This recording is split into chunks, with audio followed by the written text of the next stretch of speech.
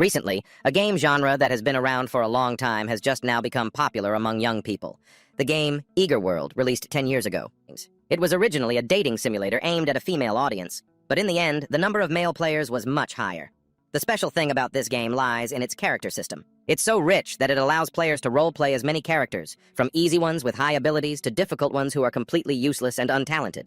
And yet, among them was one trash character, famous for its high difficulty and terrible stats. A certain fanatic who specialized in playing this character was Becky Yusen for 15 years straight. At that moment, the real-world Becky Yusen was cracking his knuckles, his voice ringing out, full of excitement. "Shall we begin?" He grinned with delight as he looked at his computer screen. His slender fingers typed with overwhelming confidence. He narrated, "And that is me, the player Becky Yusen." That evening, the setting sun bathed the entire neighborhood in a golden glow. The space grew quiet. In his room, Becky Yusen lifted a glass of water to drink. His sharp eyes noticing something on his computer, a flood of comments. Rude comments from other players flooded his screen. "What the hell is this buggy trash game? I can't log in." Seeing this, Becky Yusen mused, "Oh, a few new posts on the forum? Is there a new update or something?" And just like that, more and more panicked comments appeared.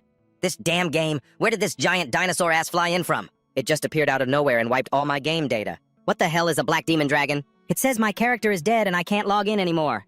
What the hell is going on? My character got deleted." A calm Becky Yusen glanced at the posts, his eyes showing clear surprise as he said to himself, "A final boss in a dating simulator game? I thought the game was supposed to end when you successfully pair up with another character." Just then, another post from someone appeared on the screen. This one caught his attention the most.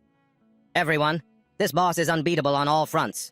This trashy black demon dragon has 99% automatic magic resistance with no cooldown. It just keeps hammering me with some kind of magic absorption and magic teleport ability. How the hell am I supposed to kill this thing? This has to be a bug." Right after reading it, he shouted in alarm, "Wait! This guy is a famous ranker!" Instead of feeling worried, he felt excited. He put down his glass and said with suspicion, "A final boss, huh?" He stared intently at the computer, propping his chin on his hand in thought for a moment before saying, "It's absurd to have a monster with a magic-nullifying ultimate move in a world of magic. Is it really a bug?" Everyone was in an uproar because their characters were being instantly wiped out. On the computer screen, a menacing dragon appeared, forcing him to believe the comments. He sighed. I guess so. That was it. The final boss with immeasurable power. The 13th demon dragon of the Dark Knight had appeared. Becky Yusen's hands moved ceaselessly over the keyboard and mouse. He said, "So the story is, the deeper you get into Egger World, there's a cult called the Black Demon Cult. Their goal is to help another world called the Human Gate take over this one. And when they finally achieved their goal, the Black Demon Dragon appeared."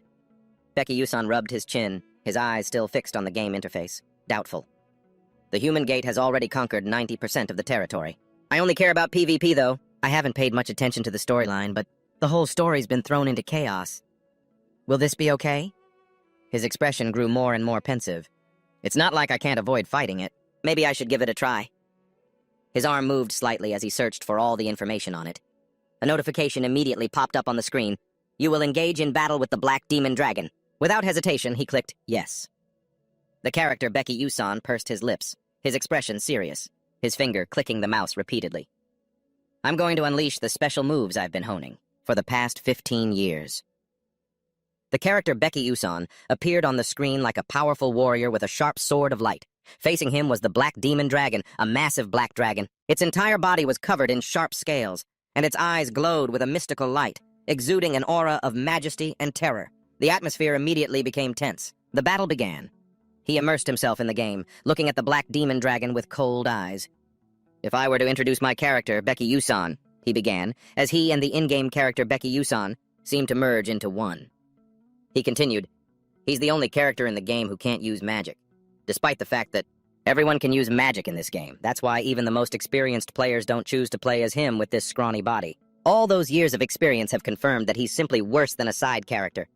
He sighed and continued, "Of course he can use a little magic, well, just one spell." Suddenly, the Black Demon Dragon opened its huge mouth and gathered a bizarre energy. In a flash, it unleashed an extremely powerful blast of magic, aiming to send him to the next world in an instant. Becky Yusen hadn't anticipated this at all. His eyes widened in shock. But then, he flashed a confident smile, ready to face the Black Demon Dragon head-on.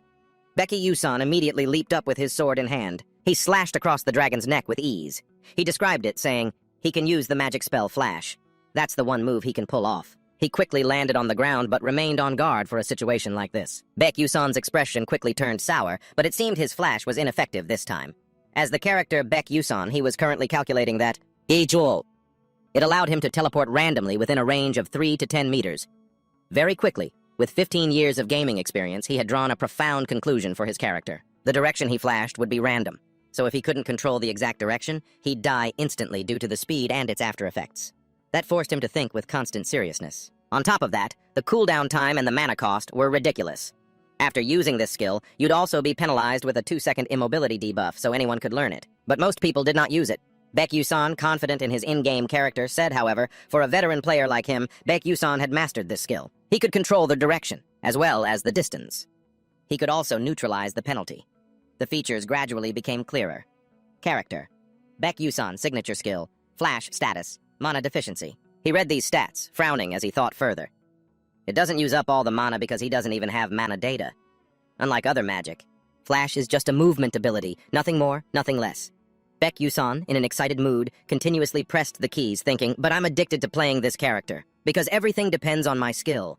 While continuously controlling the character Baek Yuson to leap high and deliver a critical strike to the Black Dragon, he thought. That's why for the past 15 years, I've played the only character in the game that can't use combat magic. The Black Demon Dragon didn't back down either, continuing to spew its power toward Baek Yuson. He wasn't afraid at all, immediately raising his sword to block its power. A long and intense battle dragged on. Finally, after a while of fighting, thanks to his persistence and skill honed over 15 years, the dragon was defeated at the hands of the character Baek Yuson. He stood tall, looking at his achievement, motionless on the ground. Then, suddenly, a notification appeared. You have defeated the final boss, the Black Knight's 13th moon. In the real world, Baek Yuson sat in front of the screen with a surprised expression, unable to believe his eyes, exclaiming, "What? Did I really kill it?" He seemed unable to believe what was happening before his eyes, doubting himself.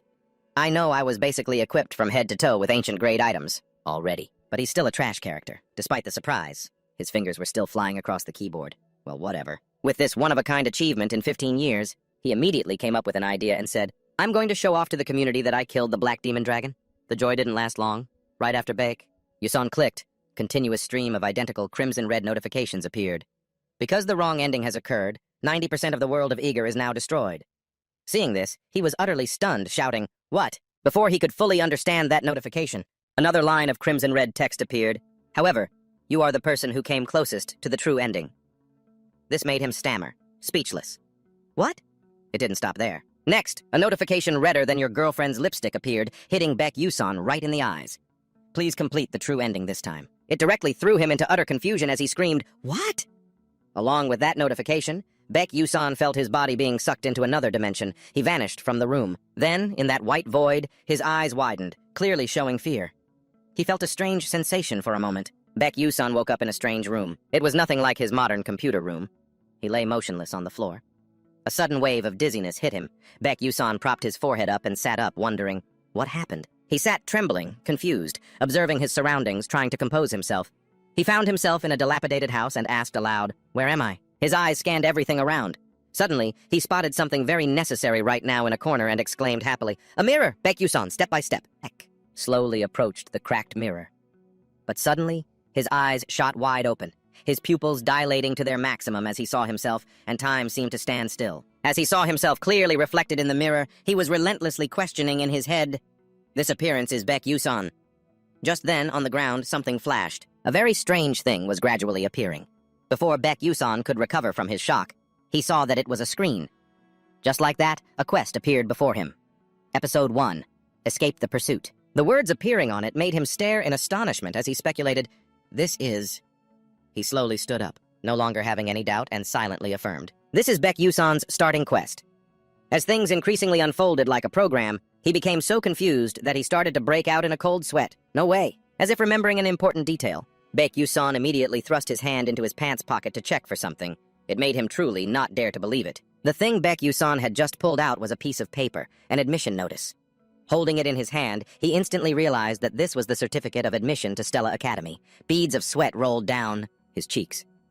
Baek Yuson's throat felt tight because it was just too similar to the game's plot. He thought, "This is unbelievable." But his face darkened as he covered his helplessness with his hand. In his head, he was relentlessly affirming, "This is definitely the world of Egger, and I must be Baek Yuson." He brought a hand to his forehead, silently trying to compose himself for a moment. In his heart, he had made a bold decision for himself. "I need to be rational about this," He was lost in thought when suddenly he remembered something. That voice told me I had to achieve the true ending. With all those years of experience, Baek-yu-san immediately realized, but from what I know, this game doesn't have a true ending. It just has multiple endings. But my mind suddenly started racing at a bizarre speed, and I realized, wait a minute, could it be? It didn't take Baek-yu-san long to realize how absurd this situation was. Gritting his teeth in anger, he recalled a guess he had made. Based on the game's storyline, no one had successfully reached the true ending in the past 10 years. With that memory rushing back, he quickly moved to the window. As soon as Baek-yu-san woke up, he carefully and nervously peeked through a crack in the window to check the situation outside. At that same moment, he saw them. In the middle of the blizzard, a group of people in long, face-concealing cloaks were searching everywhere. He thought, the people chasing me are about to burst in. Those strangely dressed men were chaotically shouting. Where did that son of a whore run off to? Seeing that, Baek-yu-san immediately held his breath and hid in a corner of the room, trying to stay calm. He risked a glance outside to observe, cursing under his breath. Damn it, they're here. Just then, the leader of this strange group was drawn to something. He stopped in his tracks. With a hunter's instinct, he quickly sniffed out Baek-yu-san's trail and shouted to the group, "There's a house over there!" Without a second thought, he pointed and ordered his men, "Go search it!" The others obeyed in unison. His voice echoed all around. He pressed himself tightly behind the door, wondering, what do I do now? With 15 years of gaming experience, Baek-yu-san's eyes suddenly sharpened as he racked his brain. I can't hide here for long. His fists clenched in frustration and helplessness as he lamented, but I can't fight them either. Yusen was desperately trying to come up with a plan. What should I do? Cutting through his thoughts, the notification window appeared once again. Perfect timing. The system gave Yusan a very important piece of information. You can use the skill, Flash. He read the lines, still in disbelief, questioning himself. What? I can use Flash? The Flash skill icon appeared on the screen. At that moment, his whole body began to glow with a brilliant light as thoughts raced through his mind. For Baek-yu-san, with a body suffering from mana leakage syndrome, a person who couldn't condense mana, there was only one ray of hope. It was the magic he had practiced day and night his entire life up until this very moment. He stood in the middle of the empty room, the system notification before his eyes. You can use the skill. Flash. Flash level 0. Max distance 9 meters, max cost, cooldown 3 seconds. Baek-yu-san stared at the notification, confused and anxious, thinking, is it telling me to use Flash right now? But that's only when I'm using a mouse and keyboard to control my character in the game. Just then, the sound of hurried footsteps echoed from outside. The mercenary leader and his underlings were quickly approaching the house where Baek-yu-san was hiding.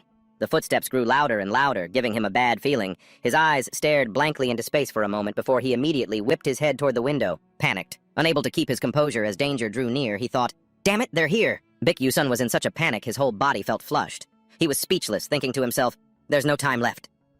This dire situation meant he couldn't just stand here and wait to die. He had to take a leap of faith, thinking, the only thing I can do is risk it all. Outside, the leader of the thugs suddenly noticed something. Anger was clear on his face. They had realized Baek-yu-san had run past them. They shouted in unison, "Found the little brat! After him!" They immediately gave chase like predators hunting their prey. "Don't let him get away! Stop right there!" Although he was anxious, he kept his composure and pushed forward. Running for his life, he thought about the first part of the tutorial. Escape the pursuers using Flash. Luckily, there was a wide path ahead. Baek-yu-san quickly ran towards it, but he couldn't stop thinking, the people chasing me are wearing magic boots. They're much faster than me, therefore, the only way I can escape is by using Flash. Feeling at a disadvantage, he fumbled with the magic and tried to calm himself down, thinking, calm down. You've used Flash countless times before. With 15 years of gaming experience, this was so ingrained it was muscle memory. They were about to catch up to him. One of them yelled, "Hey, you little punk! You're not stopping, are you?" Hearing that, Baek-yu-san shot a sharp, slightly worried glance back at them and realized they've caught up. As a seasoned player, he understood the pros and cons of Flash. If the user can't control the distance, they'll collide with an object and die instantly. However, before he could plan his next move, the leader had caught up and was closing in fast. He raised his huge blade to strike. "I'll send you to hell! Die!" This made Baek-yu-san freeze in terror, speechless. But in an instant, he turned the tables. Using his own magic, if I use it, it'll be different. Flash. Using the Flash spell, he instantly escaped the sharp blade. It was only then that Baek-yu-san realized it. Having saved his own skin, he smiled smugly, thinking it worked. The surprised mercenaries could only stare in confusion, asking, what was that, a flash? Is that guy a mage or something? Seeing him narrowly escape death, the leader turned and furiously yelled at his men, "What are you all standing there for? After using Flash, the user is immobilized for 2 seconds, so this is our chance." But cutting himself off, the leader's expression changed as he realized something. All he could do was watch Baek-yu-san get away, screaming in vain. "Wait, how is that brat still able to run? Taking advantage of the forest's terrain, he ran while trying to think of a strategy, constantly reminding himself, be careful, even more careful, as Becky Yusin approached the treacherous turns ahead. He thought to himself, I need to use this difficult terrain to my advantage. Because if a player can't learn how to control Flash at this stage, running for his life was starting to exhaust him, leaving him gasping for air, but his thoughts didn't stop. They'll never make it to the next part, as far as I know. In fact, 99% of players can't get past this tutorial section. And even the 1% who do, can't overcome the wall of controlling Flash distance and consecutive blinks. But pushing onward, Becky Yusan once again used the only skill he had. 3, 2, 1, Flash. He finally landed successfully. The man was shocked by his skill, exclaiming, using Flash in terrain like this? Is that brat insane? Then, frowning angrily, he continued to command, all mages, move to the front! Attack that brat from a distance! Following his orders, the magic squad gathered together, preparing to act. Hearing this, he turned to look at them, thinking with concern, are they going to use magic? They immediately began casting their spells, and a purple light enveloped the area. Becky Yusan instantly figured out how to save himself. Part 2 of the tutorial, use Flash to dodge the magic arrows aimed at you. His face showed clear anxiety bordering on panic as he recalled the game's rules. I can see everything behind me because it's on a screen, so I can dodge them. In this critical moment, a notification was sent from the game World of Ever, providing Becky Yusan with some information. Skill, Magic Leak Syndrome is now active. Magic Leak Syndrome is a skill that generates a sixth sense and accelerates mental processing. He stared intently at the blue streaks of light approaching him. Those were the magic arrows created by the mercenaries, meant to finish him in one go. Beck Yusan continuously used the skills he had accumulated to dodge the deadly arrows, but life is never that simple. At that moment, one arrow got dangerously close, filling him with dread. Without hesitation, he quickly used his skill, Flash, and along with it came a massive, earth-shattering explosion. In the end, he managed to avoid that critical hit from the mercenaries. Becky Yusan, not expecting its immense power, had thrown up an arm to shield himself. Now, as the dust and smoke began to clear, a huge crater left by the explosion was revealed. Seeing its incredible power, he finally came to his senses, thinking, that was close. But he didn't stand around for long. He immediately took off running again. Fleeing their pursuit, he ran, relying on his knowledge of the game's plot. So, the final part. After running for a while, Becky Yusan was growing tired. He panted heavily, staring straight ahead. Before him was a bottomless chasm. Just a few more steps would be a one-way ticket to the afterlife. Based on what's supposed to happen, this is Tutorial Part 3, Cross the Abyss using Flash. Even if a normal person had wings, they'd have a hard time crossing this chasm, let alone a pathetic character like Becky Yusan. But he had been through this before while playing the game, and had learned from it. Becky Yusan stood at the edge of the cliff, thinking, the only way to cross is to control the Flash distance with perfect precision.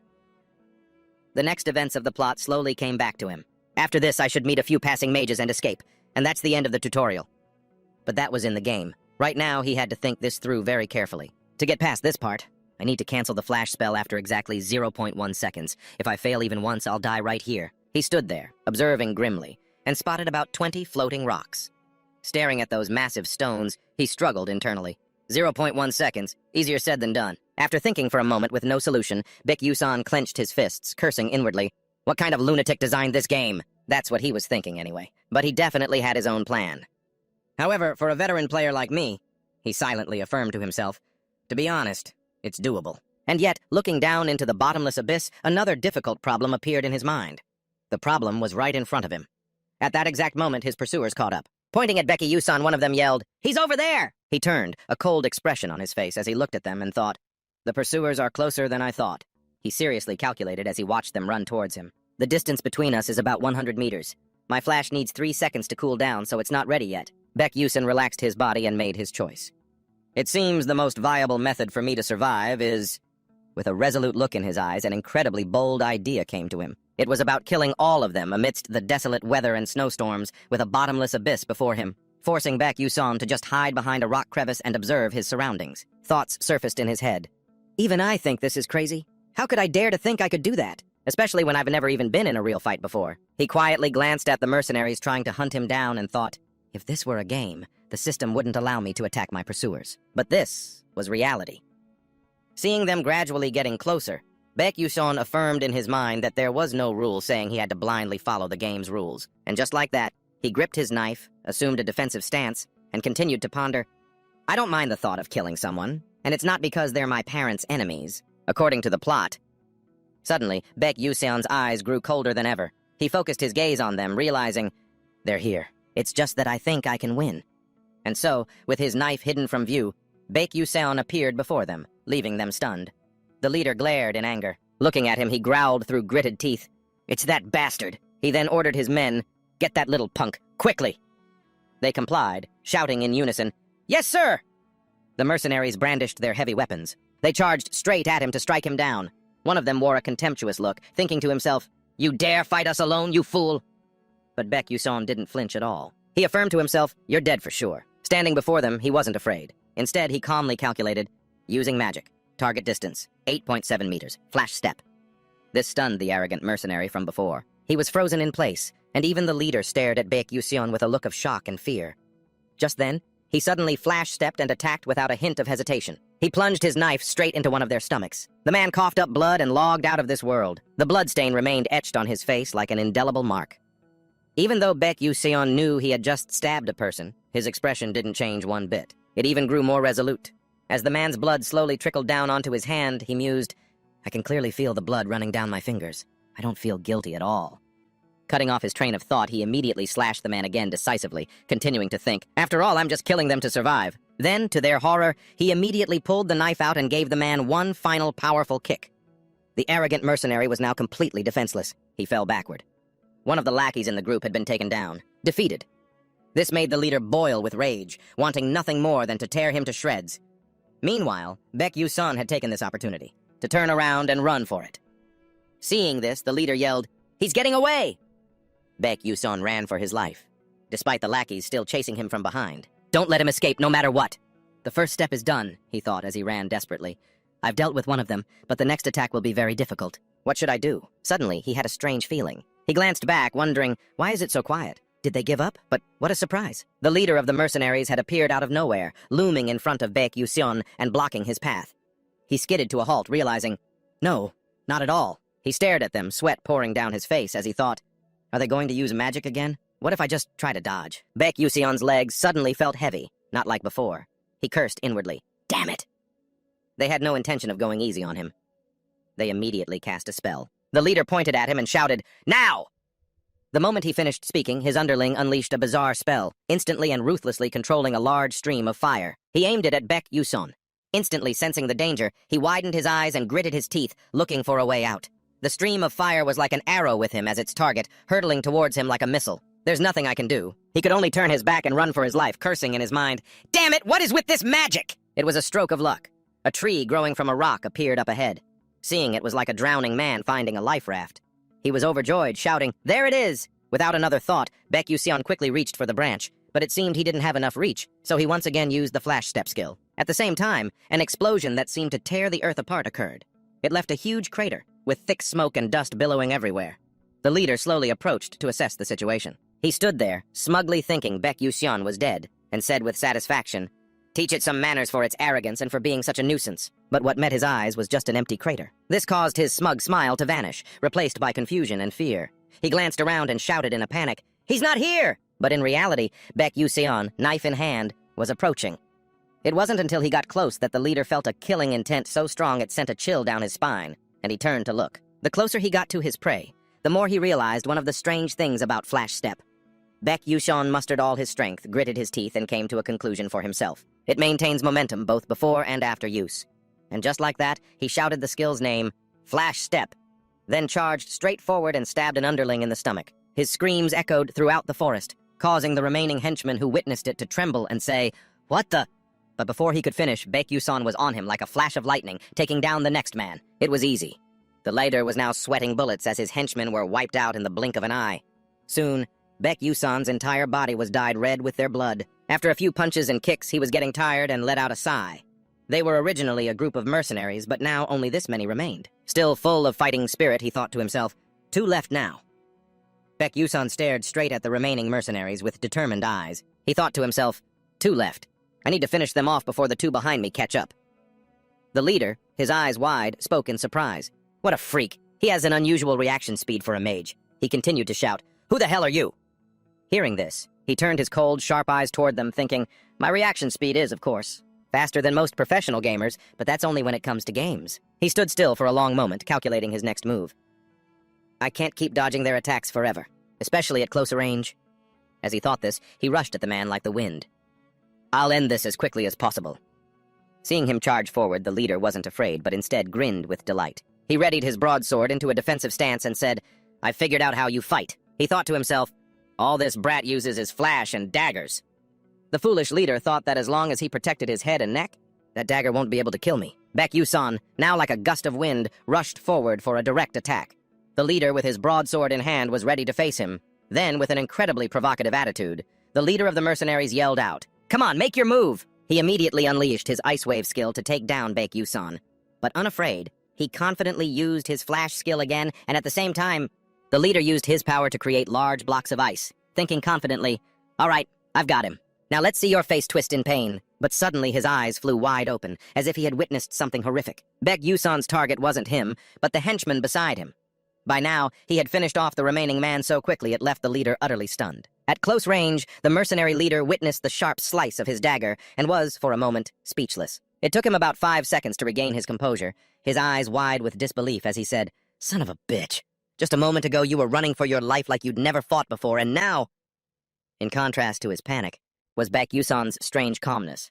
He glanced over at him and replied, "Just a moment ago?" Baek Yusan gave a slight smirk, his eyes filled with a bit of contempt, and continued, "Thank you for helping me get better at this." His words directly infuriated the man, who gritted his teeth and spat, "You little shit. Don't think you can get away with this just because I went easy on you." At this point, his anger had reached its peak. He swung the sword in his hand and threatened, "This time I'll kill you." Paying no mind to his words, Baek Yusan gathered his strength and rushed forward once more. He directly attacked him, but this time he was not at a disadvantage, with 2 weapons in his hands and his eyes filled with killing intent. Then he quickly threw a spear straight at him. Then he calculated, "Using flash in reality puts me at risk of a counterattack. He threw that spear to bait me into defending from the front, then he'll attack me from another side. Baek Yusan predicted his actions and continued to think, "I won't let you get your way." The leader, seeing the situation, grinned with delight and thought, "Perfect. Now I just need to attack him when he gets close." But before he could do anything, Baek Yusan vanished from his sight in an instant. Suddenly his face turned pale, his eyes bulged, and his weak voice uttered a few words. Only now did he sense something. Contrary to his initial calculations, he gritted his teeth and roared in anger, "No way!" The harsh truth was that he didn't do what he had predicted at all. Instead, Baek Yusan had stabbed the mercenary leader directly through the heart. Only then did he realize, so from the very beginning, he intended to attack me from the front? And just like that, the battle was over, which also meant the end of Episode 1. Escaping the pursuit has ended. A notification appeared. You have received experience. You will receive an additional reward for being the only one to develop the storyline according to the Constellation Project. At the same time, Baek Yusan was sitting against a cliff. He was covered in wounds, breathing heavily. Baek Yusan tried to reach for his dagger, but something made him freeze. He stood stunned before the blood-soaked corpses. Baek Yusan couldn't believe his eyes and thought to himself, "Right, this isn't a dream." He suddenly collapsed to the ground. Replaying those scenes of slaughter in his mind, he couldn't help but feel overwhelmed. My first flash, my first battle, and my first time killing someone. Baek Yusan was lost in his own silence. I killed a person to survive. Pushing that thought aside, he stood up and brushed the dirt off his clothes. After a long silence, he let out a sigh and made a decision. I have to get out of here, fast. But he suddenly remembered something and froze. Then Baek Yusan turned around, looked, and said, "Wait a minute." He frowned, staring intently at the corpse, deep in thought about something. Next, he quickly walked over and began to search the mercenaries' bodies, thinking, this feels a bit wrong, but I have to be realistic. I don't have any money. After a moment of searching, Baek Yusan luckily found a bag of gold, overjoyed. Ah, found it. Let's see, this much. Around 2 million won is still better than nothing. But the joy was short-lived. As he held the bag of gold, he thought to himself, now the problem is, ahead was a cliff covered in white snow, and a bottomless abyss was waiting for him. Baek Useon dragged his heavy feet through the white snow. Standing on the brink of life and death, he told himself that he had to cross this cliff. While he was thinking, a voice suddenly echoed from somewhere. Is anyone here? It caught his attention. On the other side of the chasm was a group of people shouting loudly. They were calling from over there. Seeing them, Baek Useon thought to himself that this was a ray of hope. As he got closer, he guessed, that's the group of mages from the tutorial, right? He had to seize this chance. Baek Useon immediately raised his hand high and waved, shouting back, I'm over here! The other side responded, there's no bridge nearby. Can you make it across? Yes, I'm on my way. Just then, a stranger heard him. He heard his words and immediately informed his comrade. Wait a minute, he said he can cross. Hearing this, Kai asked, but to cross this cliff, he'd have to be at least a 3rd rank engineer. Can that young guy really do it? He replied vaguely, I'm not sure. Suddenly, he stopped mid-conversation, his eyes widening as he stared ahead. Everyone gasped in unison, surprised. They watched as, in the blink of an eye, he jumped from one floating cliff to another. The two of them stared, not looking away for a second. Baek-Useon calmly used Flash to jump from cliff to cliff, seeing him move so nimbly. They couldn't help but wonder, what is that? Some kind of jumping magic? He immediately answered, "It's Flash." At this moment, Lee Seomin just stood there silently, observing Baek-Useon's every move. The red-haired student spoke up again. "Flash? But you can't control the direction and distance with Flash." Watching him flawlessly execute each flash, he asked doubtfully, "How is he doing that?" Instantly, his jaw dropped in amazement at something else. He saw two strangers following him in the distance and asked in confusion, "Those two, are they with him?" Before he could understand what was happening, his face suddenly showed fear. On the other side, there were still a few mages, henchmen for the mercenaries, their eyes filled with killing intent. He silently cast a strange type of magic. Then, he created a dark projectile aimed straight at Baek-Useon, causing everyone on the other side to cry out in fear. "Hey, watch out!" he heard them shout. He immediately turned around, cursing in his head, "Damn it!" To save his own skin, he couldn't delay and instantly used his familiar skill, Flash, to dodge. Luckily escaping with his life, Baek-Useon composed himself and looked back to assess the situation. He only saw the aftermath of the explosion. It was truly horrific, leaving behind a huge, crater-like hole. With just one glance, he immediately recognized them. "Ah, it's those mercenaries from before. This is really dangerous." Baek-Useon chose a safe spot to stand and thought carefully. Flash needs another 3 seconds to cool down. Dodging all their magic is impossible. He looked back over his shoulder, constantly calculating. "I have to find another floating rock to use as a foothold." Before he could do anything, his eyes widened in fear. It turned out there was another mage. He had taken advantage of Baek-Useon's distraction to launch a sneak attack. Fortunately, his quick reflexes allowed him to sense the danger and successfully dodge. But as the wave of power grazed past, it was still enough to singe off a few of his precious strands of hair. But it didn't end there. The impact of the spell was so powerful that the rock beneath his feet couldn't withstand it and began to crack and shatter. It was so sudden that he couldn't react in time and simply fell. But in his mind, he still registered the thought, "I'm falling." But his main character plot armor meant he wasn't going to die that easily. In an instant, Baek-Useon twisted his body around and immediately scanned his surroundings. At this distance, it would be difficult. He thought, "Damn it, all the floating rocks are too far away from me." At that moment, Baek-Useon began to radiate power, apparently deciding to risk it all in the hopes of landing on a ledge just a few centimeters away. He instantly used Flash. His injured hand finally managed to get a firm grip on the cliff face, though he was still left dangling. But inside, Baek-Useon was overjoyed. "I'm alive!" Before he could even catch his breath, a power source like a blazing fire shot up from below to incinerate him. Even in this situation, his mind didn't stop thinking. Or maybe not. It was like a rocket right at his feet. At that moment, Baek-Useon accepted the 99% certainty of his own death and thought to himself, "I'm about to die." Just as he was facing death, a stream of blue power suddenly flew in from somewhere. It easily and completely destroyed the terrifying dark power of those mages. After that deliberate collision, all that remained was smoke, dust, and strange turquoise stones. Baek-Useon held on tightly to the ledge, his eyes filled with suspicion. He wondered to himself, what was that magic just now? A spear of ice wrapped in lightning. Who could possibly combine two elements into one attack like that? His eyes widened at the thought. And what's more, to calculate the trajectory so precisely without using a single bit of mana, who could execute an attack so perfectly? At the same time, down below with the group of mages, all eyes were on Isomon, because it was she who had used magic to counter the mercenary's spell, to save his life. Just then, the two mages who witnessed their formation get destroyed wore expressions not just of surprise, but also of a hint of fear. Impossible. They quickly sensed the danger and turned to flee. Baek-Useon watched them run for their lives and breathed a sigh of relief. He was still clinging tightly to the rock, thinking to himself with a sigh, "Looks like I'm going to live." After a while, he finally made it to the other side of the chasm and started interacting with the group of mages. Baek-Useon immediately recognized the person who had saved his life. He hurried over to her and started the conversation. "Thank you for helping me back there." Isomon didn't even spare him a glance, saying coldly, "I didn't do it to receive any gratitude, so don't worry about it." Baek-Useon replied awkwardly, "Ah, all right." He suddenly found himself drawn to Isomon's mysteriousness, thinking to himself, "She has the most beautiful voice I've ever heard, but she seems pretty hard to approach." But his expression returned to one of indifference. Whatever, he thought to himself. Baek-Useon recalled the game's story. Even though they were bandits who ravaged and plundered villages according to the knowledge he had gathered, the truth was, most activities like that were carried out by the dark magic cult. But even so, that's over now. The moment I cross this cliff, I'll enter the mage's territory, and those people from the dark magic cult won't be able to follow me anymore. Baek-Useon sighed and stared into the distance, a flicker of excitement in his heart as he thought. Not to mention, they don't even know who I am. Just then, a notification panel appeared. The world of e-game sent him new information. Chapter 2. Enrollment in Stella Academy.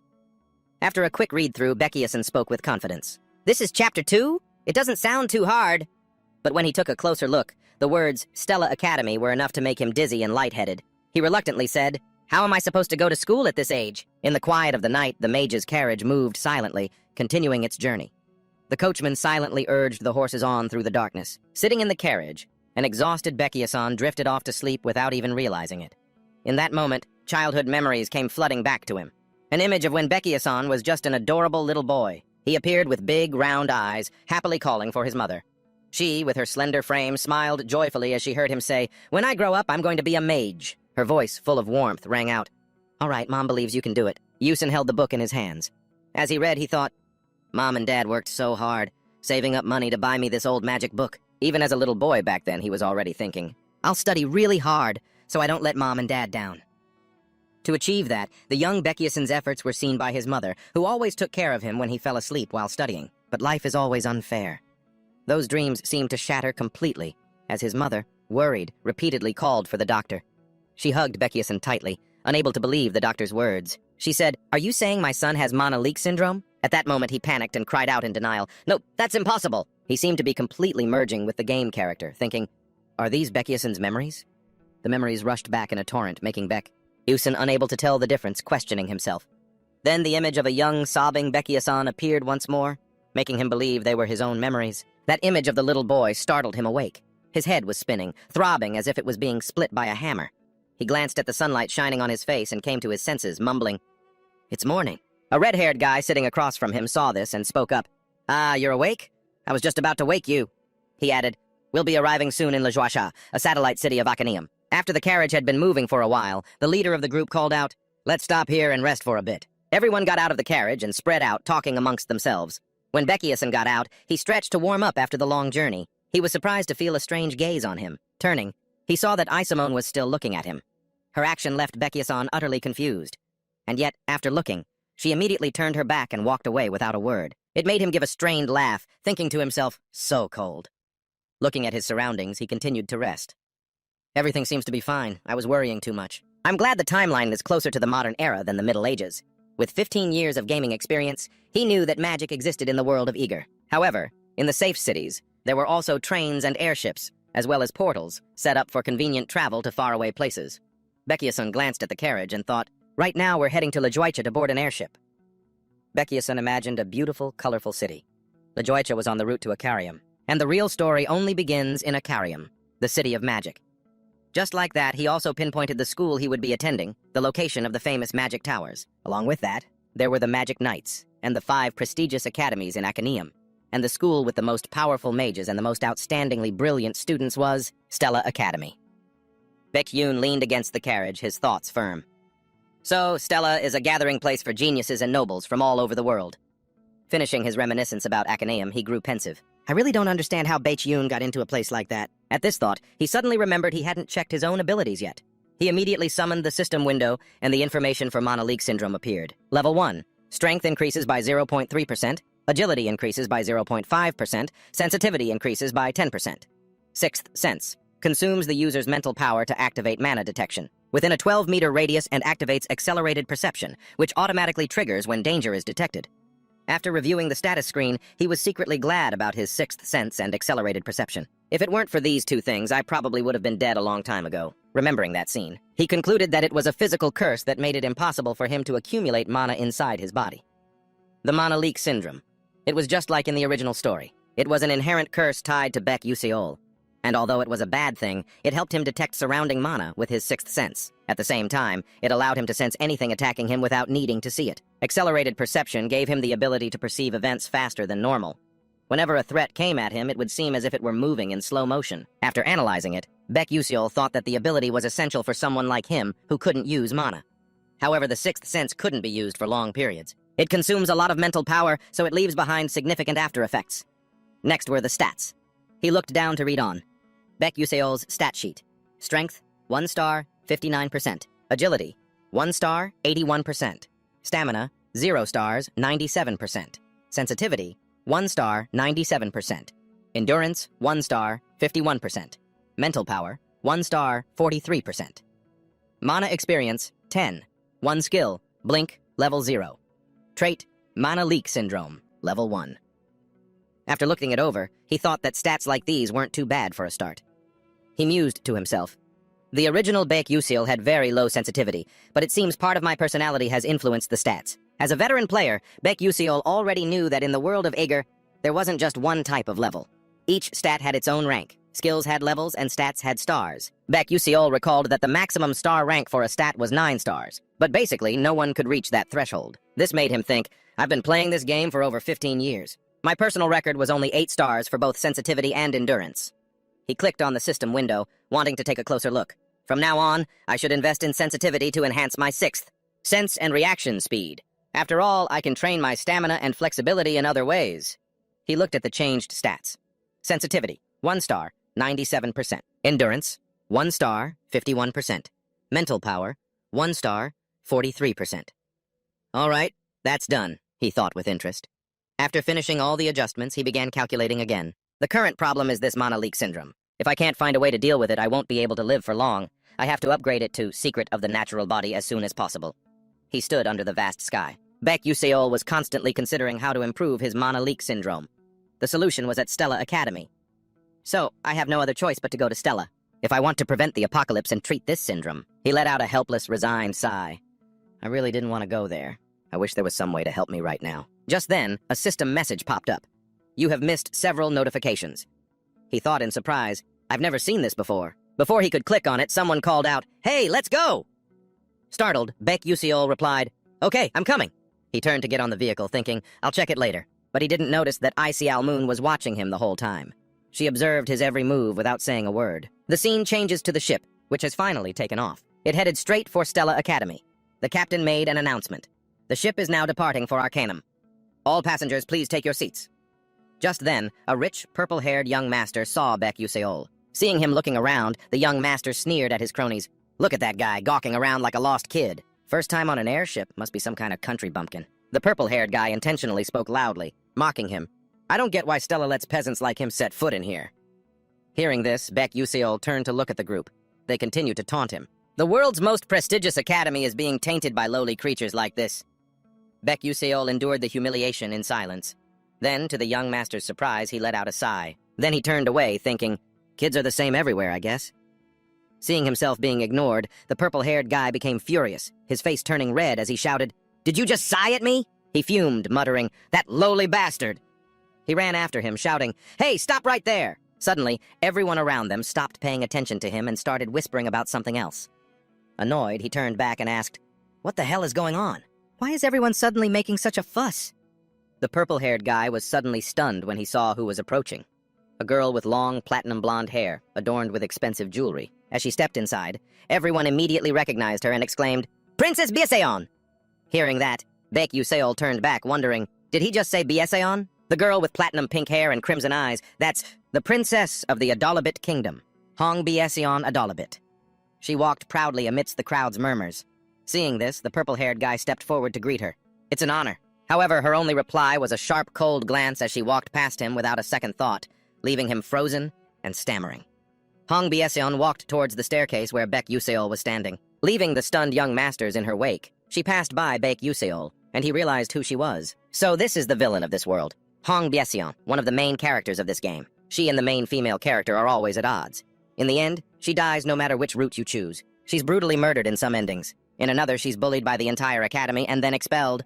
Another ending after experiencing something humiliating. No one ever sees her again. It's as if the developers have a personal grudge and want her to suffer no matter what. Baek Yuseon recalled the past. He'd heard that the guys who played this game all liked her. And she was really pretty, too. Just then, his stomach rumbled. Without another thought, he went up the stairs. He had to find something to eat.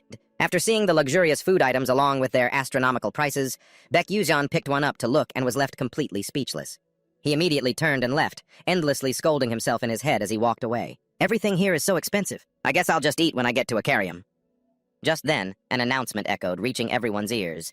Attention passengers, the train will be arriving at Acanium in 10 minutes. Please move to the first floor. I repeat, the train will be arriving at Acanium in 10 minutes. Please move. After hearing the announcement, Baek Yuseon smiled and thought, it's finally starting. Good. From now on, This is my reality. Let's do this. Baek leaned against the wall, looking troubled. He sighed and thought to himself, good thing I got that sorted out. Baek felt sad. But will I be able to survive in Stella Academy? He thought of those mysterious people, not surviving in this world. Baek looked out the window. If only there was something that could help me right now, he suddenly realized. Now that I think about it, I have an unread notification. The system panel appeared. The Constantatio project has sent you a special reward. 1. A lower version of the items you used in the game. 2. A lower version of the skills you acquired in the game. 3. XP points. Baek rested his chin on his hand and thought, at least this system has some humanity. Let's see, which one should I pick? He was torn between a taking reflector or Pryor's lightning. As if reading his mind, the system announced, according to the search results, the tier of the items is too high and they will be downgraded. He asked again, what about hyperspace flash then? According to the skill search, this skill is an upgraded version of flash and cannot be obtained. However, you can use the reward to slightly enhance the flash skill. Hearing this, Baek froze. It really has to be downgraded? The system continued.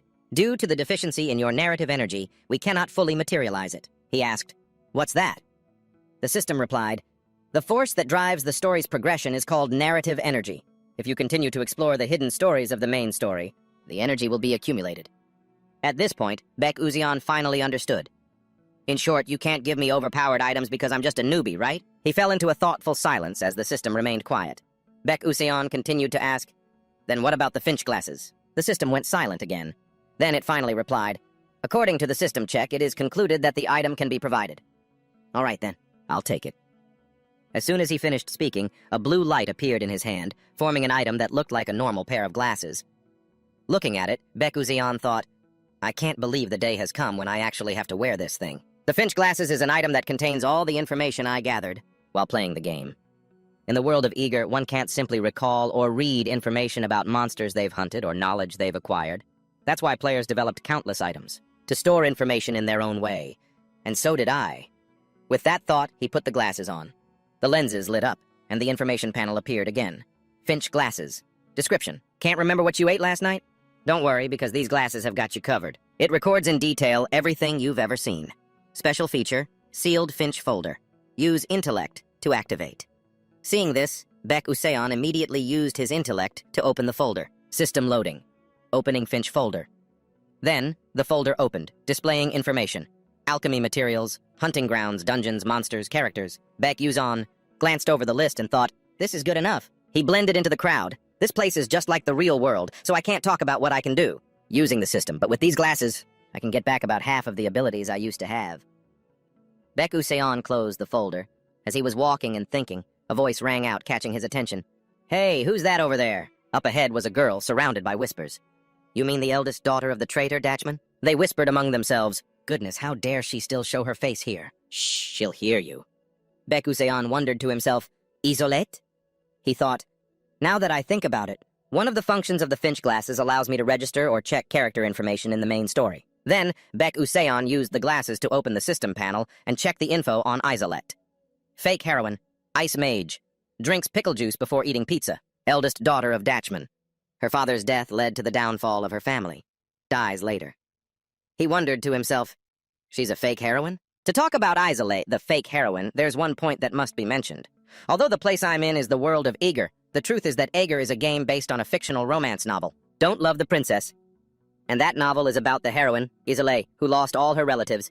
She grows up by confronting the schemes of Beyoncé, the villain, and finally ends up with the male lead. Thinking of this, he felt a little sad. In the ending, her revenge plot completely disappears, and she's protected by the other male characters. It has a sad ending after receiving a lot of backlash from readers, but the problem is, although the world in the game is based on the novel, the plot is completely different. In the game, a character named Flame was added and replaced, the hero's role. Furthermore, this character Flame also has her own backstory. She was once a woman with a normal life in the modern world. She was a fan of the novel Don't Love the Princess and was reincarnated into this world, Baek concluded. So, unlike the novel, Isamone becomes a fake hero in the game, while Flame becomes the true hero. No matter how hard the player tries, she still can't survive in any of the storylines. This is the result of being pushed out of the true hero's position. After thinking for a moment, he took off his glasses and mumbled, well, it has nothing to do with me anyway. Baek watched Isamone's retreating back. But am I just imagining things? He thought, I feel like I've met her somewhere before. Then Baek denied it again. I must be imagining it. I should get ready. Time passed. At Stella Academy, the new students had all gathered in the courtyard. The principal began to speak. As you all know, the principal's voice echoed. The dark. Mages are sorcerers, those who have obtained the power of another world and turned into monsters. Even now, those dark mages continue to invade us by opening persona gates or releasing ancient dungeons to invade the magical world. Our mission as mages is to protect the world from the invasion of these dark forces. While the principal was speaking, some people started whispering and complaining. Starting the semester with a boring speech, so lame. The principal continued. And next up is the oath ceremony for the 4 students with the highest scores, along with the new student representative. Please come up to the stage. Hearing this, the new students who were called came up to the stage one by one. They were the center of attention and the important figures right now. Seeing them, Baek Yuseon thought to himself, they all look so radiant. It really suits their positions as main characters. His eyes lit up. But the most outstanding one here is... Baek Yuseon looked up at the boy with sparkling crimson eyes. The people below were buzzing about him. The new student representative, Ma Yusung, he got the highest entrance score? How can someone be so talented and handsome? It was only then that he realized. So this is the famous Ma Yuseong. Ma Yuseong, he's the perfect example of the phrase, throughout heaven and earth, I alone am the honored one. With a 9-star mana index, and potential close to that of the gods, he is one of the natural-born geniuses who can control every element in the world. He made up his mind. Even if I can't make it to the final ending, I at least have to avoid the bad endings by getting Ma Yusong on the good side. He looked at the person next to him.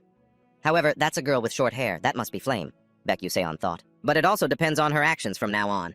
She's from the outside, just like me. Maybe teaming up with her is a good idea, but things will get complicated if she sees me as an enemy, and rejects me flat out. Anyway, I have the advantage in terms of information, so I shouldn't be reckless. Flame is a reader of a fictional romance novel, while I'm a player of a fantasy romance game. I swear to fulfill my duties. Although my importance in the plot is less than an NPC in a village shop. Furthermore, the hero has a special ability that allows her to purify the dark mages. Besides that, she can also bring misery to those close to her. I'll definitely be affected too. He looked at the people on the honor stage. My role is to support the main characters from a distance, Baek Yuseon resolved, and limit my involvement with them as much as possible. At that moment, the principal spoke up. The entrance ceremony is now concluded. Baek Yuseon and everyone else heard the announcement and responded with enthusiastic applause. A system window suddenly appeared with a notification. Chapter 2, Entering Stella Academy has been completed. A gentle sunlight covered Stella Magic Academy. The students were all present and seated neatly in their places. Baek Yuseon felt a little sad. It's been a while since I graduated from university, so it feels strange to be a high school student again, he thought. But still, Baek Yuseon sighed, pulling out a Stella treasure and examining it before continuing his thoughts. It's good that I have this. The item in his hand was a Stella pocket watch, proof of being a student at the most prestigious academy. Stella. If you have this, you'll receive better service and treatment than those with a magic warrior certificate. Baek Yuseon chuckled to himself as he put the watch in his pocket. I want to use this quickly, and carry it around outside too. Just then, the classroom door slowly opened. The sound broke the quiet atmosphere. Professor Lee Han-won appeared with a stern expression. In his hand was a stack of exam papers. All students to your seats, he said. The survey will begin now. Other than the items you're allowed to have, put everything else away. Those who wear glasses must have them checked first. Baek Yuseon sat with his arms crossed. So, a test right after the entrance ceremony, huh? The curriculum at Stella Academy is much harsher than at Korean universities. We have to take a test on the very first day of school. It's called a placement survey, which means it's a test for class placement. Professor Lee Han-won stood at the podium and said loudly, All right, you may begin. Baek Yuseon looked at the questions on the paper and didn't understand a thing. He felt helpless. I don't understand what any of this says. This is really hard. The class placement test has nothing to do with the entrance exam and is famous for its terrifying difficulty. Students will be placed in classes F through S depending on the test results. The classroom became quiet again. All the students were focused on the test. Of course, most of the easy-to-play characters are in S class. On the other hand, there was Baek Yuseon, who entered the academy, ranked last out of 1,141 students. Baek Yuseon sat in contemplation. I already got in. I wonder if it's okay to hand in a blank paper? Surely the school won't expel me, right? I'll probably just be automatically placed in F class. Suddenly, his attention was caught by the person sitting below and near him. Ma Yuseong looked away, bored. He looked at him. Ma Yuseong. Baek Yuseon thought it to himself. Is he already done? He looked at the test on Ma Yuseong's desk. The test paper. He had already completed it. Baek Yuseon let out a sigh without realizing it. No wonder that guy's life is so boring. The character Ma Yuseong's trait is boring.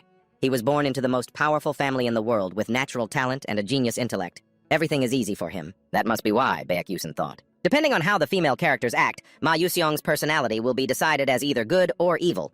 The dark magic cult, a group that wants to destroy humanity, would obviously be interested in Ma Yuseong. Baek-yusen glanced at Ma Yuseong, who was sitting with his eyes closed, bored. His biggest problem comes from his family. He looked down at his own test paper. Anyway, compared to a genius like him, I'm just pathetic. Suddenly, he realized something. Wait a minute. I can use the Bun glasses. I've used them a lot to learn new skills at the library. Baek-yusen quietly took the glasses out from inside his shirt. Great.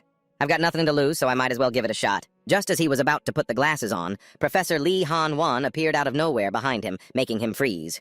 Wait, what are those glasses? Lee Han-won looked at him sternly. I'm certain I told you that if you intend to use glasses, you must report them for inspection beforehand. He did say that, Baek-yusen thought to himself. Before Baek-yusen could say a word, Lee Han-won reached out and took the glasses from his hand. I will inspect them. He held the glasses up, observing them for a long time. Baek-yusen watched him, terrified. What do I do now? If he finds out these glasses have magic, I'll be expelled. Suddenly he heard something. Huh? It was the system's voice. A missing part of the bulbul glasses has been found. Would you like to summon it? Baek-yusen's jaw dropped in panic. No, please, system, don't do anything. Professor Lee Han-won observed the glasses for a moment without a word. He handed them back to him. I don't sense any mana from these. Just remember to ask first next time. Baek-yusen gave a forced laugh and took the glasses. Ah, yes, sir. He flinched. Whoa. If its original function had activated, I would have been in real trouble. He put on the glasses and activated them. The test paper immediately vibrated, and the answers appeared right after. Whoa, I can see the real answers. Baek-yusen quickly copied the answers. I've hit the jackpot. At this rate, I might even get first place. He was a little overjoyed. I'll definitely get out of Class F, and maybe even get into Class A. Professor Lee Han-won's voice broke the silence in the classroom. Time's up. Everyone, submit your papers. Baek-yusen looked up, surprised. Huh? Right after, the test papers floated into the air. Baek-yusen's jaw dropped. Huh? A stream of magic swept the papers up and towards the professor. He panicked. I only finished 3 questions. Lee Han-won checked the test papers, and his expression immediately changed. Baek-yusen took off his glasses. And here I thought I'd finally escape Class F. Perhaps that was too much to ask for Baek-yusen. Just as he took off the glasses, he was a little surprised. Huh? Professor Lee Han-won stood before Baek-yusen with a grim face. You. Give me those glasses. Immediately. Now. Baek-yusen had no idea what was going on. Sir? Lee Han-won seriously observed the glasses. It can't be. He turned to another student. You come here. Go get Dr. Graham. That student immediately replied, Yes, sir. Baek-yusen looked at the professor, still not understanding what was happening. What's suddenly wrong with him? I even wrote my answers carefully so I wouldn't be caught cheating. Am I busted? In another room, Lee Han-won's voice rang out. What do you think, Doctor? Dr. Graham observed seriously. He said, The way that student answered the questions is indeed very suspicious. Professor Lee Han-won immediately chimed in, So, did he check? Before he could finish, the doctor spoke again. But he didn't cheat. I can't sense any magic at all. Coming from these glasses, Graham said with certainty. That student completed the test with his own abilities. Dr. Graham chuckled and patted Baek-yusen's shoulder in praise. Ho ho! How interesting. This is the first time in my life I've seen a case like this. Anyway, Professor Lee Han-won, you should apologize to the student and guide him well. I understand, Lee Han-won replied. He looked at Baek-yusen. It was my misunderstanding. I apologize. To be honest, I really did cheat, though. It's a good thing I turned off the function otherwise. Baek-yusen replied gently, his voice calm. It's all right, sir. Everyone makes mistakes. I'm so lucky I didn't get caught.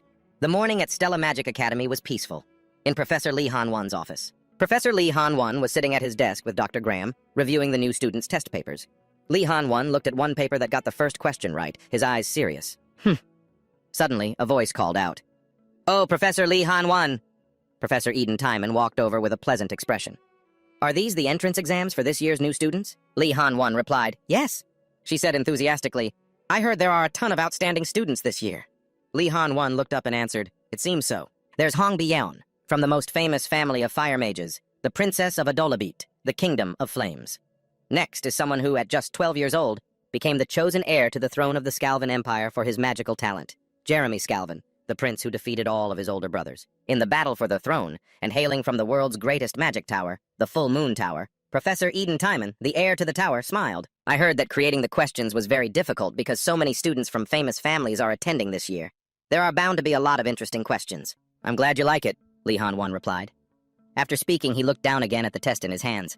Just as Professor Eden Timon had said, this year's placement test had some new questions. The first 3 questions were very difficult for ordinary students to solve. All 3 of them contained hidden intentions, testing their flexibility.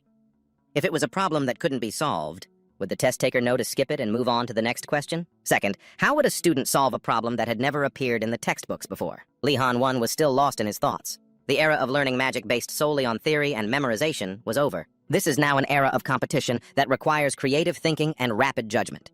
However, these questions didn't actually require students to provide a real answer. In fact, more than 1,000 out of 1,141 students left this question blank. Among the 100 students who did provide a solution, almost none of them were correct. He frowned. Among the new students, only 3 had answered all 3 questions correctly. There was Ma Yuxiong, the nation's genius, who appeared like a comet from an unknown background. Then there was Flame, admitted on the headmaster's recommendation. Although he's a commoner, his talent is recognized as being nearly on par with Ma Yuxiong's. The last one is Baek Yuxiong. Lee Han-won pondered thoughtfully.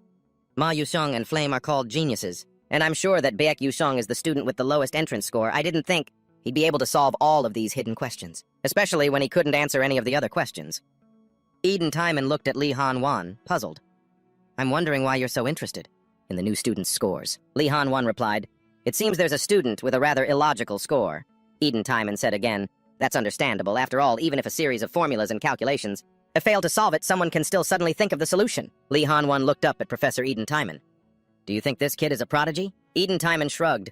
It could just be a coincidence. Eden Timon turned her back, and Lee Han-won silently watched her leave. He let out a breath. On his desk was Baek Yuxiong's file.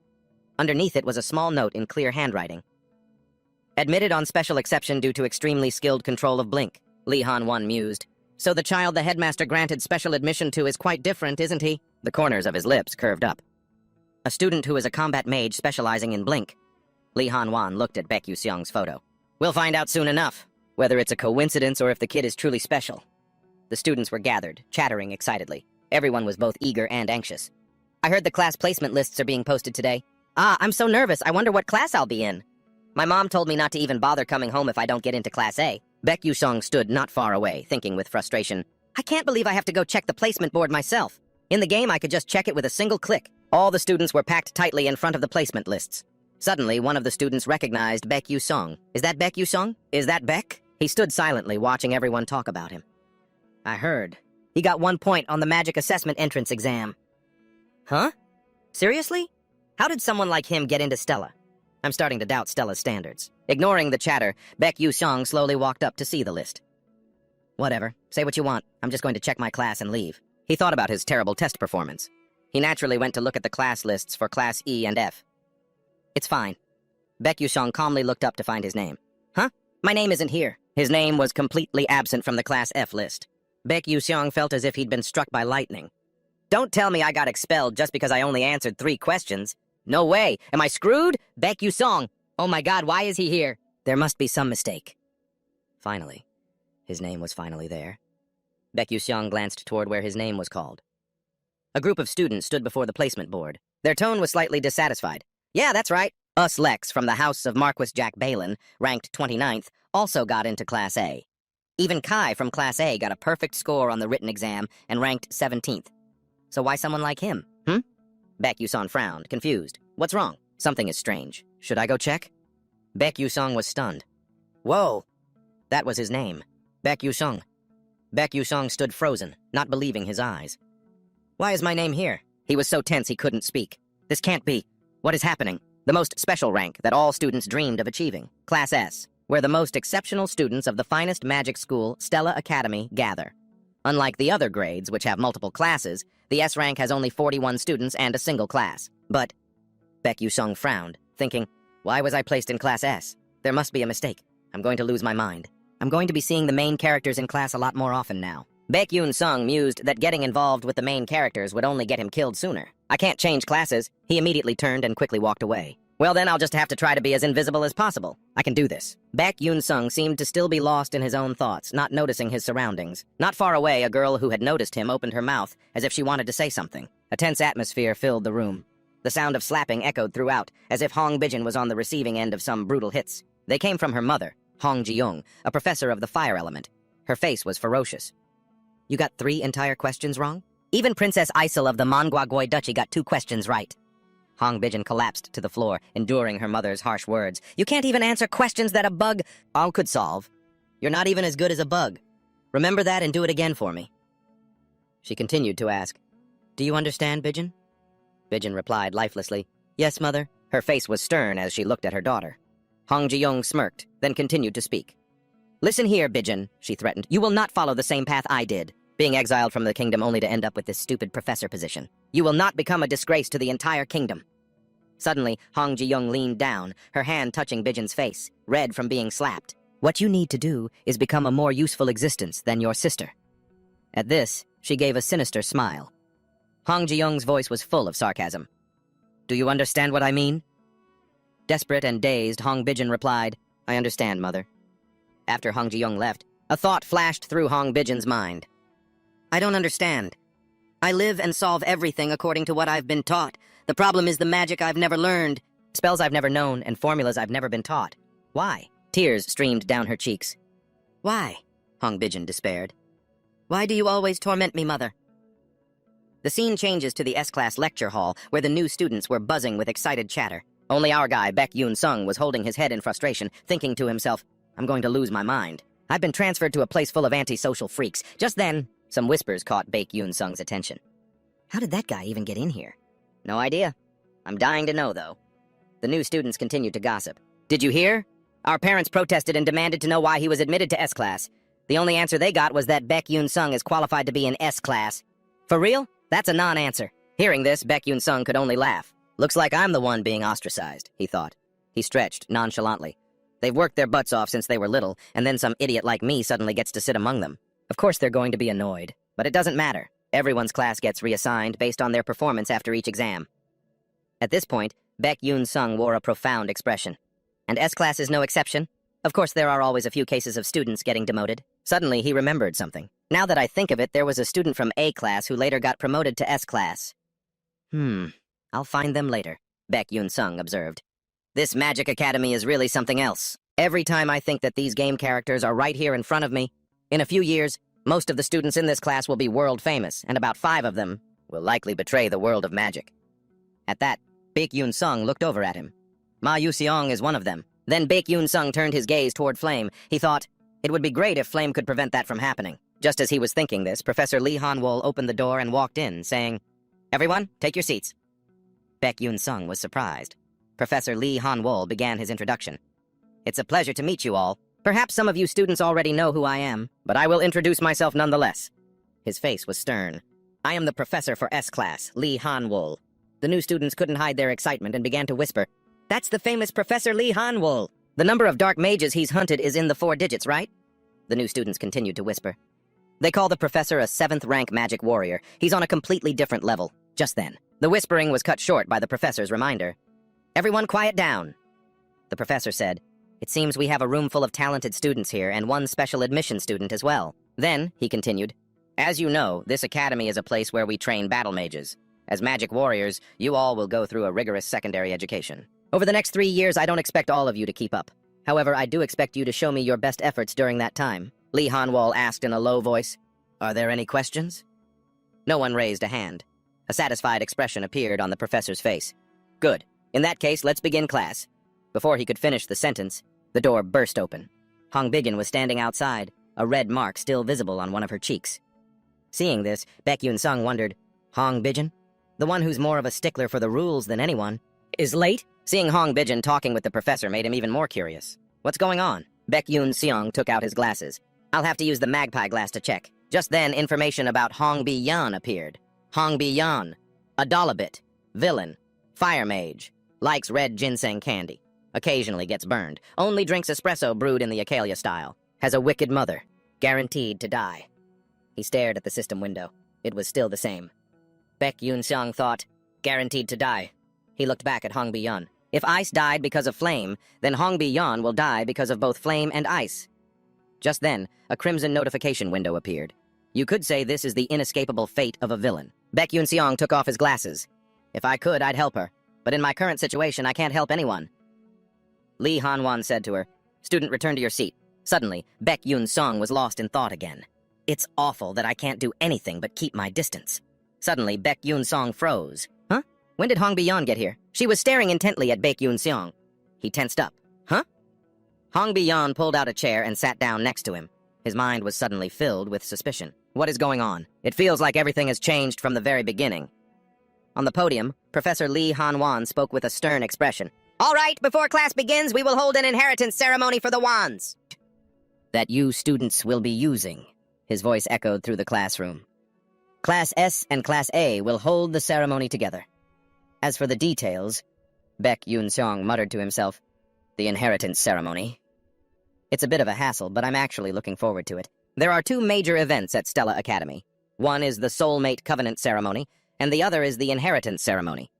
For a prestigious academy like Stella, the Inheritance Ceremony holds a particularly special significance. The scene changes to the ceremony. Professor Lee Han-won asked, is everyone present? He continued, magic staves from the lowest rank to the high intermediate rank have all been prepared here. Everyone listened attentively. Your task is to approach the staff you like and take it. The professor added a reminder. The procedure for changing your staff is extremely complicated. I expect all of you to choose very carefully. Even though he says that, Baek Yoon-sung thought. In reality, we're not the ones choosing the staves. It's the other way around. In the world of Ever, magic staves only react to the person they acknowledge. They create a resonance effect. This means that no matter how much someone wants to, they can't use a high-level staff, he thought as he started walking. Baek Yoon-sung continued to walk, but his mind was filled with uncertainty. Still, I have no idea which one I should choose. He recalled a memory. Before, I would have just picked an S-rank staff without a second thought, but now that I'm in Class S, I have to think this through carefully. Baek Yoon-sung gazed at the magic staves. What kind of wand would suit my current position best, he wondered. Magic implements are divided into two types, short wands and longer staves. Wands are typically used by the knight class, those who use fast, continuous magic. In contrast, staves are used by the bishop class, those who focus on a single, powerful strike and require more casting time. But his train of thought was suddenly interrupted by the chatter of the new students. Hey, which one do you think he'll pick? Baek Yoon-sung glanced at the whispering crowd. Since he's in Class S, he probably won't have any trouble with resonance, huh? Baek Yoon-sung paid them no mind. Whatever, he thought. Say whatever you want. But just then he heard a voice call out to him. Hey! Baek Yoon-sung was taken aback. Huh? Who are you? He asked. The stranger replied with a sneer. Me? I'm Uslek. Who's that? Baek Yoon-sung wondered. I've never heard that name before. Then Baek Yoon-sung said, okay, I know, so what? Uslek asked, so which staff are you going to pick? Hearing this, Baek Yoon-sung replied, I'll just pick one at random. Uslek put on a condescending expression. You should choose one that's suitable for a commoner like you. Baek Yoon-sung seemed slightly surprised to hear that. Uslek continued his provocation. Don't cause a scene and bother the professors.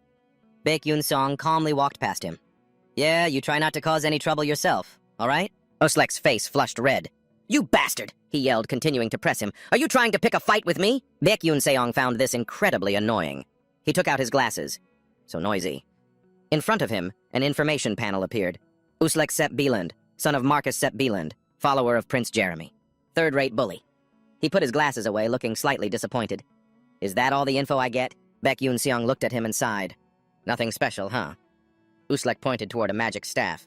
See that one? That's the one I'm choosing. You'd better watch closely. Baek Yoon-sung stared intently at the staff. That magic staff was... Baek Yoon-sung was stunned. The Edmuri Etwemiri? He continued his assessment. That must be the highest-ranked staff here. High intermediate grade. A high intermediate staff is typically used by magic warriors, but no matter how talented you are, a low intermediate staff is already the limit for a student. Baek Yoon-sung concluded, even professional magic warriors can rarely handle a low intermediate staff. Besides the Edmuri Etwemiri, there's one other high intermediate staff here. It's mostly just for show. Who could possibly wield it? Then Professor Lee Han-won's voice rang out. Students, please stand directly in front of the staff you have chosen. Haegun Ryang had already made his choice, as had Jeremy Scalvin, and Hong Bi-yeon had also finished choosing. But suddenly, next to Baek Yoon-sung, a brilliant light erupted.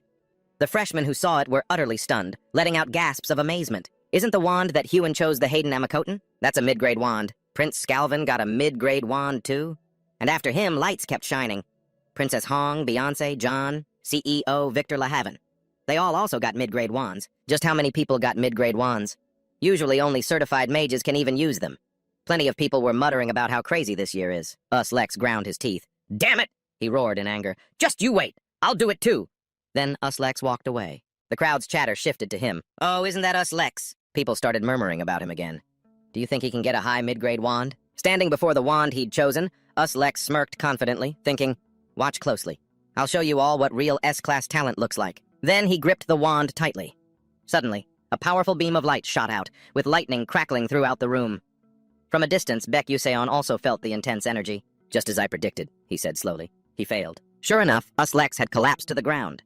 He ground his teeth, unable to accept it. The people around him started to whisper, oh my god, it looks like he's seriously injured. Hey, someone get a professor, quick! Baek Yuseon mused. I guess a high mid-grade wand is just unattainable. You should just give up, he mumbled. Just then, us Lex saw someone approaching and stammered, hey, stop! But Ma Yusheng just continued humming. Baek Yusheng looked toward Ma Yusheng. The owner of that wand has already been decided. He looked majestic, with an arrogant face and red eyes that made him stand out even more. His boastful demeanor made everyone whisper. It was Ma Yusheng. Is he going to try and take that wand? He gently touched the wand. They were surprised. I can't believe he could actually claim the Edmuri Edamiri. And yet, Ma Yuseong was already gripping the wand firmly in his hand. A brilliant light quickly spread everywhere. It made Baek Yuseong gasp in astonishment. Ma Yuseong's face showed clear satisfaction as he admired the wand. The crowd was stunned. Impossible. A new student actually managed to obtain such a high-grade artifact. How could this be? They couldn't believe it. Baek Yuseong sighed.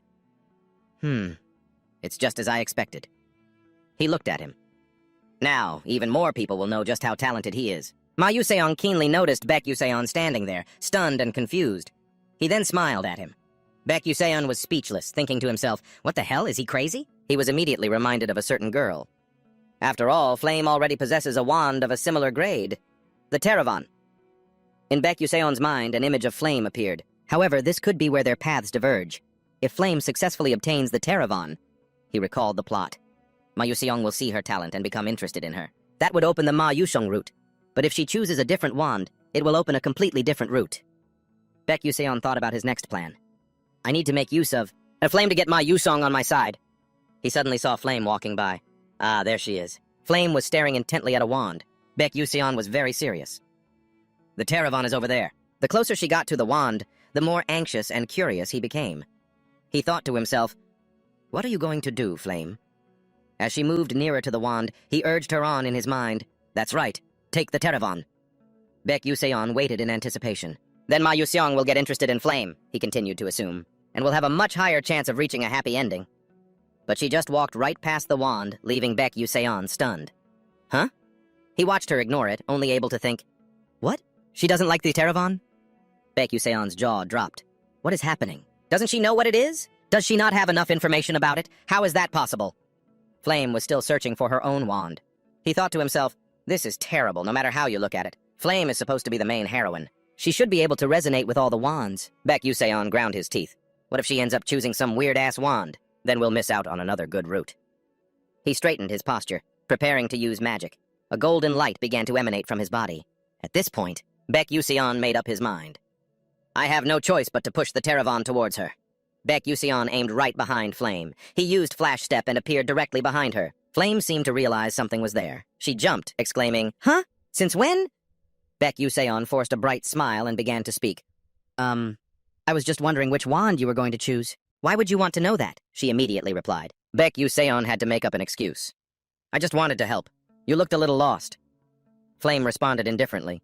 It has nothing to do with you. She turned to leave. Hey! Surprised, Baek Yuseong tried to stop her, blurting out, He stammered, Wait!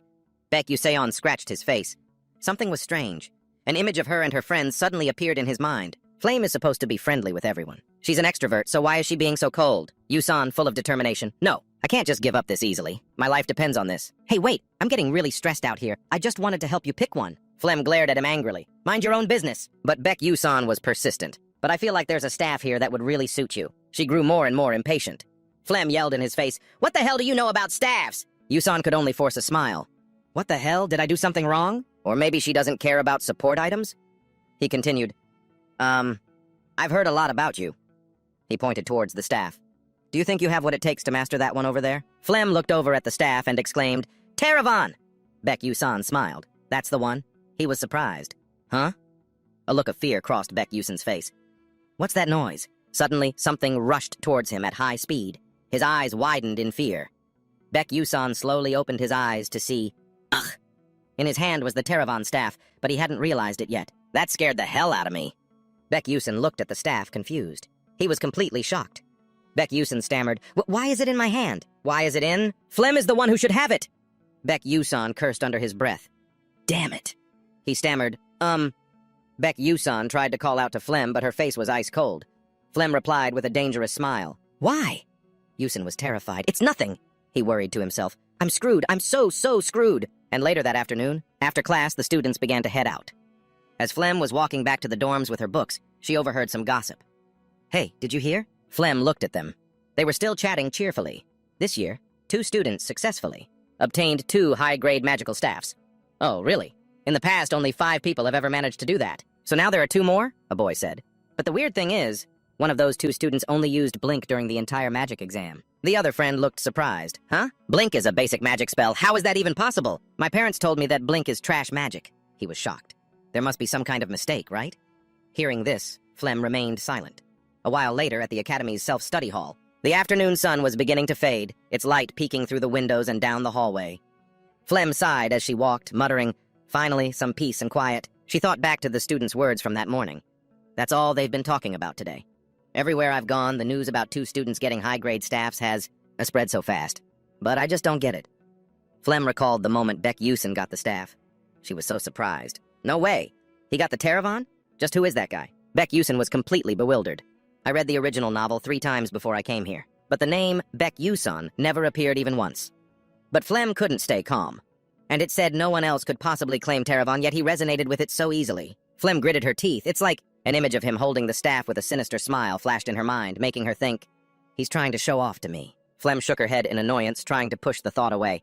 Why am I even thinking about this stuff? Just then, a voice called out from behind her. "Hey, Flem!" Some classmates saw her and asked cheerfully, "Are you heading to self-study too?" Hearing them, Flem turned around and gave them a gentle smile. She said cheerfully, "You guys, what do you take me for, a bookworm?" The blonde girl immediately replied, "No, it's just that you always say you have nothing better to do, so you study." Flem quickly denied it. "That's not it at all." Her brown-haired friend tilted her head, confused. "But Flem, why do you always call us you guys like we're little kids? We're the same age." Hearing that, Flem got flustered. "Oh, it's just a habit. I was always treated like an adult where I used to live," she said with a smile, but inside her mind was in turmoil. "I'm just now realizing that I'm inside a novel, so there's no way I can act like a child." Just then, a voice cut through her thoughts. "So, are you planning to study alone again today?" Flem looked at the red-haired girl who had spoken. She tried to remember. "That's Jackie, right?" Flem thought to herself, why is her style kind of like mine? She quickly waved her hands. "No, not at all. There's a supplementary meeting about to start, so I was heading there." Flem smiled. "Anyway, I've got to go." Seeing this, the others said their goodbyes. "Okay. Let's get coffee next time, okay?" Flame left, but not without looking back to say goodbye. As she walked down the hallway, she thought, girls at this age, Flame was muttering to herself, so she wasn't paying attention to what was in front of her. It's pretty tough being a student at this age. She accidentally bumped hard into something. It turned out to be a male student. Flame rubbed her head in pain. When the boy recognized her, he called out, "Flame?" She looked up to see Hyun Ryang. He immediately asked with concern, "Are you okay?" Flame nodded. "I'm fine." But Hyun Ryang still noticed something was off. He asked gently, "You don't look so good. Is something wrong?" Flame was surprised. Was he worried about her? But she still said, "No, it's nothing." Hyun Ryang asked again, "Is that so? Are you on your way to self-study?" She also asked, "What about you? Are you heading to the Class S special training building again?" Hyun Ryang looked at Flame with a determined expression. "You can't get lazy with your daily training." The two of them bantered back and forth. "You're not being very honest. You shouldn't say that." "Oh, really?" As they were talking, they both suddenly fell silent. Hyun Ryang stared intently at Flame, confusing her. Then, he suddenly broke into a strange, bright smile. Then he reached out his hand as if to brush her hair, startling Flame. Hyun Ryang looked at her gently. "Well, see you later." Then he turned and walked away, leaving Flame completely bewildered. How cheesy, she thought. Then Flame turned to leave and suddenly saw someone. Jackie was standing by the door, staring intently at Flame. Flame was confused. "Jackie?" She was about to wave hello, but before she could even call out, Jackie had already run off. She stood there stunned. "Well, whatever." Flame started walking again. "This isn't the time for this." After a while, she arrived at the classroom in the self-study building. She stood in front of the door, thinking. A special supplementary meeting. Flame recalled that according to the original novel, Yeseo and Hong Baek-un would be attending this conference. It's very important to see the heroine and the villain confront each other. With that thought, Flame pushed the door open and entered the classroom. She walked in slowly, scanning the people inside. She thought to herself, all the important characters are here. Next, she looked up to the podium. Kai seemed rather flustered. Flame observed that the person in charge was Kai from Class A. He looked like he had just rushed over from somewhere. Flame walked to her seat. This was a supplementary session for students who needed to improve their grades. She noticed that the majority of attendees were from Class S. As soon as she sat down, Flame glanced over and noticed someone below her. She was quite surprised. Ma Yusheng is here too? Ma Yusheng, the one who could be considered the male lead of this world. He's very interested in Baek Yuseon. Flame looked at Baek Yuseon. This is definitely not a coincidence. And Baek Yuseon didn't do anything other than solve the 3 hell questions. She clenched her fists. From the very beginning, Baek Yuseon knew that if he solved those questions, he would get into Class S. Flame was bewildered, pressing her lips together in thought as a suspicion suddenly formed in her mind. Her gaze darkened, revealing a deep unease. If Baek Yuseon really knew everything beforehand and acted like that, then he's truly dangerous. As she thought this, she stared intently at his tranquil face. At that moment, Yuseon let out a tired sigh. He looked unhappy and seemed to be avoiding Yuseong's radiant smile, silently wishing someone would please just drag the guy away. Yuseong smiled brightly and asked curiously, Yuseon, what are you doing here? You don't really need to listen to this stuff. Is there some special reason? Yuseo turned and replied with a forced laugh, Ha ha, not at all! Inwardly, he thought, it's because my scores are so damn low that I have to attend this class. Yuseon narrowed his eyes, staring at Yuseong. Seeing him grinning so cheerfully at him, he was surprised. Why has this guy suddenly taken an interest in me? Suddenly, a voice rang out, cutting through the chatter. That's enough chatting, isn't it? The guy standing at the front began the meeting. Today, we will be discussing the problems from the ranking evaluation test. He added, as you all know, this test, and has a section so difficult that people call it the 3 hell questions. Everyone listened attentively. Seeing Suovider and a few other brilliant students, he gave a forced smile and said, and I will now proceed to explain them. Inwardly, he cursed, Damn it, why did those guys have to show up? I was just planning on boosting my own reputation by helping these idiot nobles. Suddenly, something caught Kai's attention. Looking at Yuseon's solemn expression, Kai told himself, No, this is my chance. I heard Yuseon was the one with the lowest score on the entrance exam. He smiled slyly, his mind already made up. In that case, I'll show him just how much better I am. Kai picked up a book and began presenting on the blackboard. First off, this is the method I use to solve them. As he wrote, he explained, This is actually a type of trick question. It's designed to mislead you into giving the wrong answer. The students below diligently took notes. Kei continued his lecture just like that. Yuseong smiled, observing Yuseon's diligent posture. Then he spoke up, asking a question that made Yuseon look up. What are your thoughts on it? Do you think what he's doing is right? Yuseon turned to see Yusheng's calm face and, feeling suspicious, said, What the hell are you talking about? Asking if I think he's right? I don't even get what he's teaching up there. And what's with these 3 hellish questions anyway? He didn't answer, just turned away dejectedly, lost in thought. Still, honesty is a good virtue. Yuseon answered casually, No, I don't know. Hearing this from the podium, Kai immediately froze. It seems Yusen spoke too loudly, causing his classmates to hear and start whispering. What? That's Yusen, one student said. Is he saying Kai is wrong? Kai's eyes widened, and he gritted his teeth in anger. Seeing everyone looking at him, Yusen glanced around confusedly. Huh? Why is everyone looking at me? Kai furiously crushed the piece of chalk in his hand. Then his voice rang out, questioning. Am I wrong? Hearing this, Yusen froze, staring up in shock. He smirked. Well then, Yusen. Kai stared him down, his voice a challenge. Why don't you come down here and help everyone solve it? He fell silent, flustered. Yusen's face went pale as he thought in shock. What is he saying? What the hell is happening now? Suddenly he noticed Yuseong beside him. He saw his radiant smile, a thumbs up, and heard his whisper, You can do it, Yusen. He's definitely doing this on purpose, he thought angrily. He sighed and walked up to the podium. Fine, whatever. I just have to wing it, right? Flame watched him intently from above, and so did Hong Beyonce. He picked up the chalk and began to write on the blackboard. Looking at the words on the board, Yusen was lost in thought. 3 hellish questions, huh? To Yusen, these questions were more like word puzzles. In his mind, he pictured the image from the question. For example, a wizard casting a spell. Oh, Mother Earth, please shed your tears. Afterwards, the amount of dust doubles. Why is that? The answer is very simple, Yusen thought with a smug smile. Are the dust particles crying? Not at all, it's just a state of splitting. Reaching this conclusion, Yusen rubbed his head tiredly. What a ridiculous question. But to them, this is a huge problem. I wonder who came up with this stuff. But then he suddenly looked up. He saw Kai's furious face and thought, that Kai guy is trying to solve this like it's a math problem, something about splitting when it cries or whatever. Looking back at his solution, he had to admit to himself, the method is wrong, but the answer is right. He got pretty lucky. But if he faced another question of the same type, he wouldn't be able to pass. So Yusan turned and said bluntly, I can't really show you how to solve it, but I can tell you where you went wrong. Hearing this answer, Kai was surprised. Huh? He explained, the question refers to the Earth, but what if it were water or wind? Yusan asked, would your method still apply then? Stunned, he hesitated and replied, then I would use a different method. Yusan pressed on. In that case, you'd have to use many different methods for the same type of problem. He was stunned, gritting his teeth. Yusan mercilessly exposed the truth. The only reason you got the right answer was pure luck. That's not the answer the person who wrote the question was looking for. Realizing he'd been exposed, Kai stammered, unable to speak. That is... Kai's mood soured, and he stammered in agreement. You're right. For a moment, Yusan felt he had gone too far. I think I just destroyed his confidence. Then he calmly consoled him. Anyway, this part has to... He then read out the solution. Kai immediately took out his notebook to write it down, and the students behind him also began to follow along attentively. At that moment, Flame realized in astonishment that everyone in the room was writing non-stop. She thought in a daze, how is this possible? They're all writing down everything he's saying. Even the two most talented girls were listening quietly. Iso and Hong Beyonce should have been part of the debate, but now both were focused on the solution.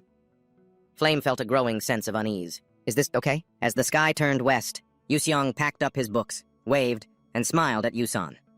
See you tomorrow, Yusan. He kept that radiant, blooming smile on his face until he left. Yusan smiled and waved back as he left. Then he buried his face in his hands in frustration. Ah, damn it. If I get involved with a devil like my Yusong, what's see you tomorrow? I don't want to see you again for the rest of my life. Yusan sighed helplessly, looking at his empty hand. He thought, it might be because of the phone. He walked on, his mind full of worries. I can't use it anymore, but I've accidentally attracted Ma Yushong's attention. I don't get why he keeps getting close to me. Before, besides Flame, no one else used it. Thinking about this, Yusan suddenly saw Hong Beyonce standing in front of the classroom door. She was standing there dazedly, as if waiting for someone. Seeing her, he suddenly thought, isn't that Hong Beyonce? Looks like she's waiting for someone. But then he ignored her and started to walk away. None of my business, I'm getting out of here. Suddenly, she called out, Yusan! He froze. She slowly approached him and said coldly, Yusan, I want to ask you something. He was completely baffled. Hong Beyonce want us to ask me something? He opened his mouth to ask, what is it? She crossed her arms and demanded, why didn't you explain the solution earlier? At her words, he froze, completely speechless. It's not that I didn't want to explain. I couldn't. How am I supposed to explain a riddle that makes no sense, he thought. It seems she's gotten the wrong idea. Tilting his head and rubbing his neck, he replied, there's just nothing to explain. Hong Bian was silent for a moment. Finally, appearing to understand, she replied, I see. With her arms crossed, she looked unhappy and said reproachfully, you just didn't want to reveal your secret, right? Her words shocked him. Huh? Of course not. Then she suddenly proposed, let's make a trade. Yusan asked blankly, a what? She calmly began, I will pay you a fair price. She then added, so explain everything that's going on in that head of yours. His mood plummeted, his expression becoming awkward and flustered. Huh? Inside the library, yellow lights cast a listless glow as Yusan and Hong Bian sat down at a table. They looked at the papers spread out before them. Yusan, wearing his glasses, picked up the 3 sheets and asked quizzically, I really don't understand why you'd pay to have me explain 3 questions from the placement test. Hong Bian just said, I have my reasons. Just start talking. He replied wearily, yes, your highness. As he examined them closely, he voiced his confusion. But you only got these 3 questions wrong. Aren't you embarrassed to ask me for help? The guy who got every other question wrong? She replied nonchalantly, not in the slightest. The only thing I'm ashamed of is that I still don't understand the solutions to those problems. As long as I can find the answer, I'll do anything, she said calmly. Yusan looked directly at her, thinking to himself, a model student through and through. His curiosity piqued, he asked, but why are you asking me? Hearing this, Hong Bian looked up. Yusan continued as he scanned the test paper. You're a princess. You have plenty of friends. Why not ask them? She hesitated. Well, she then analyzed the current situation. Out of 1,141 candidates, only 3 people correctly answered those 3 hell-level questions, including you. Hearing this, Yusan was stunned into realization. Huh? What did you just say? Hong Bian shyly tucked a strand of hair away and began, these trick questions. They weren't supposed to have a solution, but Ma Yusong, Flame, and you all managed to do it. It's really been bothering me. Her words sent him reeling, and he started to tremble. Wait, hold on a second. He shot up from his seat, pointed at the paper, and yelled, these 3 questions were just meant to be deceptive tricks? They were fundamentally unsolvable? Hong Bian calmly replied, correct. You didn't realize that while you were solving them? He quickly composed himself and slowly sat back down, cursing himself internally. This is crazy. Now I understand why I was placed in Class S. Then, a thought struck him, and his mood darkened. And the reason why Flame tried to stop me. Looking at Hong Baeon's curious gaze, he felt completely lost. I don't know the detailed lore of this world, and I certainly didn't know about those trick questions. But Flame is different. From what Yusan understood, she was a transmigrator, someone who had read the entire novel. Even if she didn't know the game's plot, she would have known all of the story's established lore. That would naturally include those 3 deceptive questions. He just thought silently to himself. But because an extra character who wasn't in the original novel appeared, Flame has no choice but to accept Yusan's existence. Yusan was completely baffled. No wonder she acted that way. Seeing his mood swings, Hong Beyonce asked, "What's wrong?" He replied wearily, "It's nothing." He frowned pensively for a moment, then reminded her, "Don't forget what you said. You'll grant one of my requests if I teach you the solution." She said quietly, "I know." Yusan then stated his desire. "My request is simple. Turn my magic staff into a magic sword." He then explained his reasoning. "It's a simple request because the blacksmiths in your kingdom can do it easily." This surprised her, but only low-rank mercenaries use that kind of weapon. "Why would a mage like you use one?" He nodded, leisurely crossing his arms and saying, "It just suits my taste." I'm not about to tell her it's because of my handicap, he thought. Then, feigning impatience, Yusan asked, "So can you do it?" Hong Bian thought in silence for a moment, then agreed. "Of course. A task like that is easy as pie." Internally, he cheered, "Perfect." He reached out and pointed to a line on the test paper. "All right, I'll start by telling you how to solve this one." Then, Yusan nonchalantly began to explain, "My method is to change your perspective." Hong Beyonce looked down at the paper, confused. "Change my perspective?" "Precisely," he answered. He knew Hong Beyonce's weakness well. She used magic in a way that was too textbook. Even holding a staff, she couldn't bring out its full power. That led to her becoming overly reliant on it. She only realizes this in her second year, after a humiliating and crushing defeat at the hands of Flame. Sitting across from her now, Yusan knew what he should do. Right now I can't reveal too much to her, but I can guide her in the right direction. With that, he leaned in closer to Hong Baeon and began to speak. "Do you know about nonsensical quizzes?" Baek Yuseon calmed himself and thought the situation over. Then he asked nonchalantly, "Hey Beyond, do you know what a silly question is?" Hearing this, Hong Beyond was taken aback, but she misunderstood him. "Silly? I think I've heard of it." Baek Yuseon patiently explained, "I'll give you an example. What is between one knee and another knee?" Puzzled for a moment, she answered, "Behind the knee?" Baek Yuseon immediately shot her down. "Wrong! It's the word and!" She asked, bewildered, "How is that possible?" Baek Yuseon laughed and explained, "I asked what is between one knee and another knee, remember?" Hearing that, Hong Beyond just sat there, speechless. Then she glared at him with daggers in her eyes. Baek Yuseon, flustered, tried to calm her down. "Hey now, don't look at me like that." He waved his hands and smiled, trying to diffuse the situation. "Just calm down and think about the question again." Looking at the red marks on her paper, Baek Yuseon analyzed, "It's clear that there are formulas and methods here you've never seen before. That means you have to solve it. Entirely with your own creativity. But you can't just memorize creativity, right?" His words left Hong Beyond stunned, as if she had realized something. She lowered her gaze, then replied faintly, "I don't know." Getting the answer he expected, Baek Yuseon smiled comfortably. Then he added, "Of course, learning all those techniques and spells is very important." This caught Hong Beyond's attention. He continued, "But for a mage, the most important thing, especially in your current situation, is that you need to see the world from a perspective that goes far beyond your imagination. Magic can grow from the smallest of changes." He then bluntly pointed out her weakness. "But you only think about things as you've seen them." Baek Yuseon reminded her, "Spells aren't just meant to be memorized and then thrown away." He stated calmly, "You might be better than me at analytical thinking and judgment." At this point, he pointed out Hong Byeon's shortcoming. "But you lack the most important quality for a mage, creativity." At that moment, her hands, hidden under the table, began to tremble slightly. A dark aura emanated from her. Baek Yuseon started to sweat, panicked. He thought, "Oh God, the look on her face is terrifying." He scratched his head, forcing a smile as he spoke. You understand everything I've said, right? Even though it's a little complicated." By now, Hong Byeon's mood had improved. She looked up and replied, "Of course." He kept that smile on his face while mentally kicking himself. "Great. I have no idea what I'm even talking about." Then he said cheerfully, "I'm glad you understand. Now then, let's begin." At this point, Baek Yuseon posed a question. "What do you call a fly without wings?" "It can move, but people say it can't fly." Hong Byeon was stumped, not knowing how to answer. She repeated the question to herself. "What do you call a fly without wings? Even though it can move." Unable to figure it out, Hong Byeon gave up. "I don't know." Baek Yuseon then asked another question. "The answer is a walk." "Okay, next, why is a bed so lazy?" She answered awkwardly, "I don't know."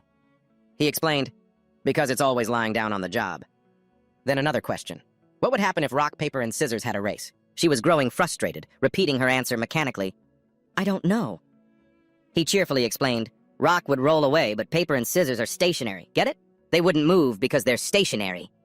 Hong Bion began to tremble all over, which made Baek Yu-seon a little uneasy. She frowned, her lips pressed tightly together, holding back her anger. Suddenly, Hong Bion shot up from her seat.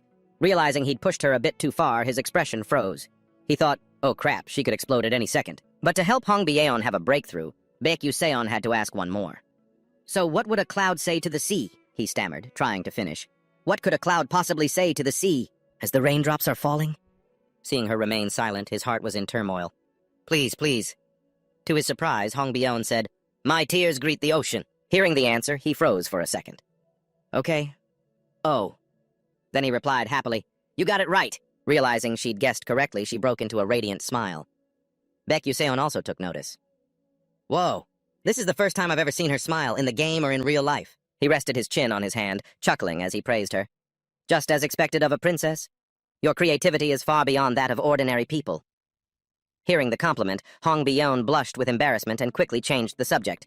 All right, that's enough. Next question. Seeing her adorable reaction, he was delighted and continued to pose more trick questions. The next one is, as night fell upon the ancient academy, the students began to leave their classes.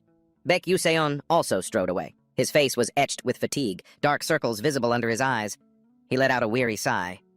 I just spent 3 hours asking Hong Bion those silly questions. The memory of the ridiculousness he'd just been through flooded his mind. I can't believe she actually fell for what I was saying, Baek Yu-seon thought, staring blankly ahead. From what he knew of the beautiful but quiet girl, Hong Bion was definitely a brilliant mage with a sharp mind. Baek Yu-seon thought to himself as he walked, but her weakness is her rigid way of thinking. Still, exploiting that weakness, even though she's the villain, I still feel a little guilty. Baek Yu-seon strengthened his resolve. I have to quickly turn Terry 1 into a magic sword. Only then can I get other things done. It's not like I really have any other choice. He looked up at the brightly lit houses in the dark night and told himself, that's enough thinking for now. I need to hurry up and buy the book I need. Soon after, Baek Yu-seon ran to a deserted street. He looked around and asked himself, is it around here? I don't quite remember. Suddenly, he looked up. He'd found the place he was looking for. Baek Yu-seon cheered joyfully. There it is! Outside, the sky had begun to darken. Below was this old, dilapidated house. The inside of the house was filled with cobwebs. Next to them was a bookshelf, with the books arranged in neat rows. He stepped inside carefully, observing the place. It's quite old. A second later, Baek Yu-seon glanced over at the shop owner sitting below. They greeted each other with a nod. But I know this bookstore owner has a strange habit. He pretends to be asleep while observing his customers. The man hides his face under a stern hat, witnessing every action of those who enter.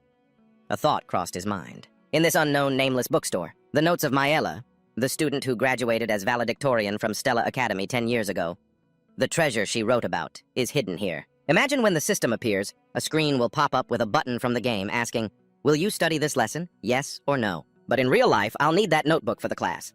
On top of that, the rate of score increase differs depending on the textbook. Images of shimmering books appeared. He looked at the overflowing stacks of books on the shelves and thought, at first I bought books from famous bookstores, but then I discovered that rare books are in bookstores with no signs. Baek Yu-seon walked around the shelves, examining every spot. If I can take the magic engineering class based on Maela's notes, I'll definitely get a perfect score.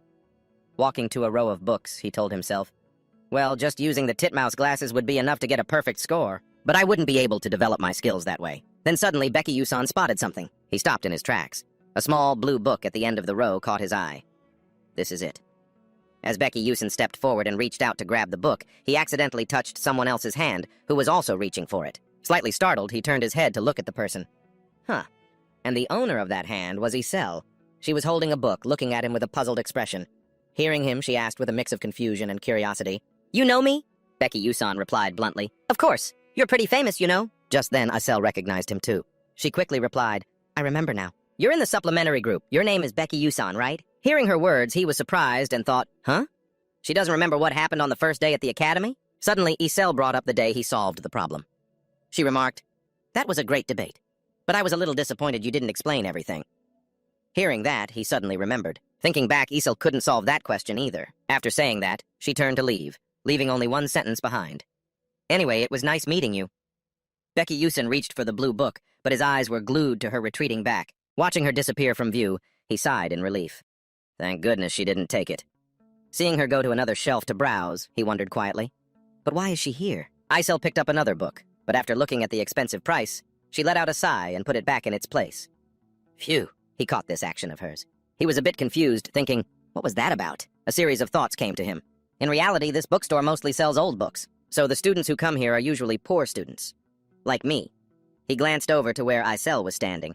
Someone from a fallen family like Isel, who has lost everything, would surely have no other choice but to come here. Her father must have been killed by those dark mages. The person who supported her was just gone. Thinking about this, Becky Yusan felt a pang of pity for her. It's so sad. A princess like her has to worry about the price of a single book because she doesn't have much money. Becky Yusan recalled the contents of the original novel and thought, furthermore, Isel also had a tragic ending in the original novel. She dies before Flame, the protagonist of this world. Just one small flame destroyed the young girl's life. You could say the most unfortunate character in this game is Isel. Seeing him looking at her, she seemed a bit bewildered. Finished, Becky Yusan carried a stack of books to the counter and placed them on the desk. He said with a bright smile to the shop owner, I'd like to pay for these, please. Seeing this, the owner was a bit surprised. All of these? This boy is stronger than he looks. Noticing Isel's gaze, he smiled and glanced at her. Isel stood beside him, looking down, clearly embarrassed. At that moment, Becky Yusan spoke up. What's wrong? She stammered in reply. You're just like... it looks like you've chosen some interesting books. Becky Yusan gave a forced smile, thinking, was she about to curse me out? Looking at the titles on the covers, he asked curiously, for example? Isel quickly answered, all of them? You even read books on high-level sealing magic? Isel glanced at them and asked attentively, sealing theory is an ancient magic that requires an artifact, so in the modern world where alchemy and magic engineering aren't very developed, this magic is rarely used. Hearing this, Becky Yusan calmly replied, oh, this? It's true, it's a magic few people use. She lowered her gaze and said, so you already knew. A second later, he added another sentence. That's exactly why I chose it. Hearing this answer, her eyes widened in surprise. Isel quickly turned to him and asked, what?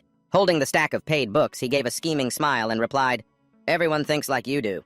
That's why I can get higher scores in class. With that, Beck Yusan left. Well, I'll be going now. Leaving Iso behind with a bewildered expression, Beck Yusan walked away with a stack of books. He smiled to himself. Just as Iso said, very few people are willing to study seal theory. But because of that, I can spend less time on it and still get a high score compared to other subjects. This made him feel more confident. With this, I'll pass this semester easily. Iso was silent, her eyes following his retreating back. Until the morning of the second day, sunlight gradually shone down on the academy. In the hallway, she walked, lost in thought about her first period class, nihilism. In her mind, she had already calculated which subjects were easy to score in. But this subject is still easy to get a high grade in, so it should be fine. The moment she arrived at the classroom, she saw that it was packed.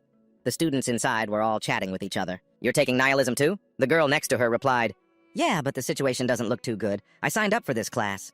Because everyone said it was an easy A. Looks like everyone else knew that too. All the top students signed up for this class. Iso quietly found a seat for herself. The students next to her continued their conversation.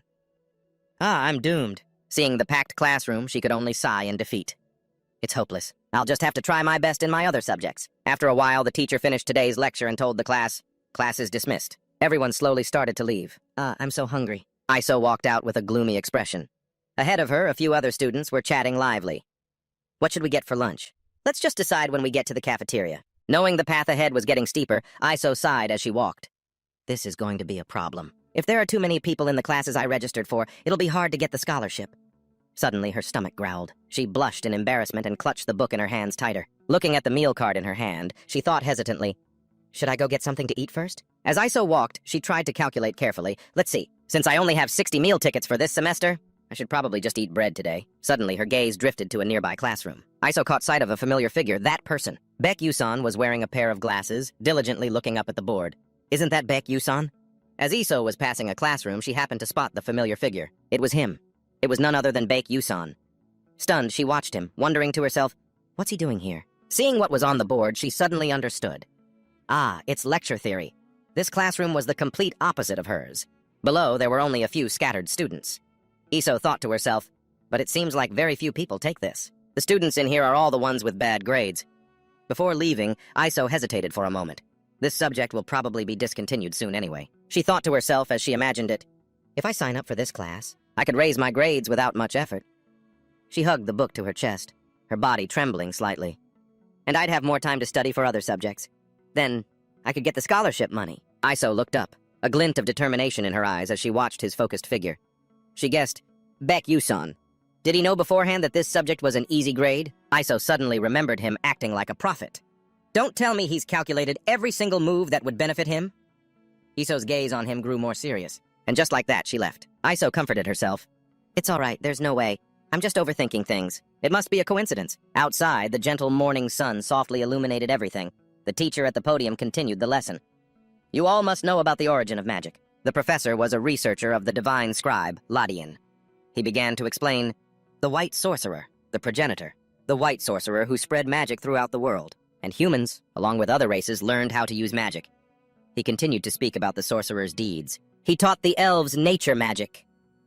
As he told Ladian's story, an image of the elf race, with the gentle beauty of nature, gradually formed in each student's mind. And to the dwarves, with sharp weapons in hand, he taught material magic so they could forge magnificent weapons, and he taught humanity elemental magic. In the end, he ascended to the heavens. Everyone below was silent. Even Baek Yuson stared blankly, thinking about the times to come. How in the world did I get through these 3 years? He wrote miserably in his notebook. Having to go back to school at this age is sheer torture. I remember how I used to just press the skip button to get past this part, Baek Yushong thought, sighing in frustration. But this class is actually pretty important. I might be able to find a clue about what the true ending is, Baek Yushong told himself. But that's just a guess. Suddenly, a thought struck him, and he glanced suspiciously at the person beside him. Has Yisol always been in this class? He was surprised to see her sitting next to him. I don't remember any of the main characters being in this class, but then he thought, whatever. He refocused on the lecture. Humanity's curiosity didn't stop at elemental magic, Ledin said, pointing to a drawing on the board.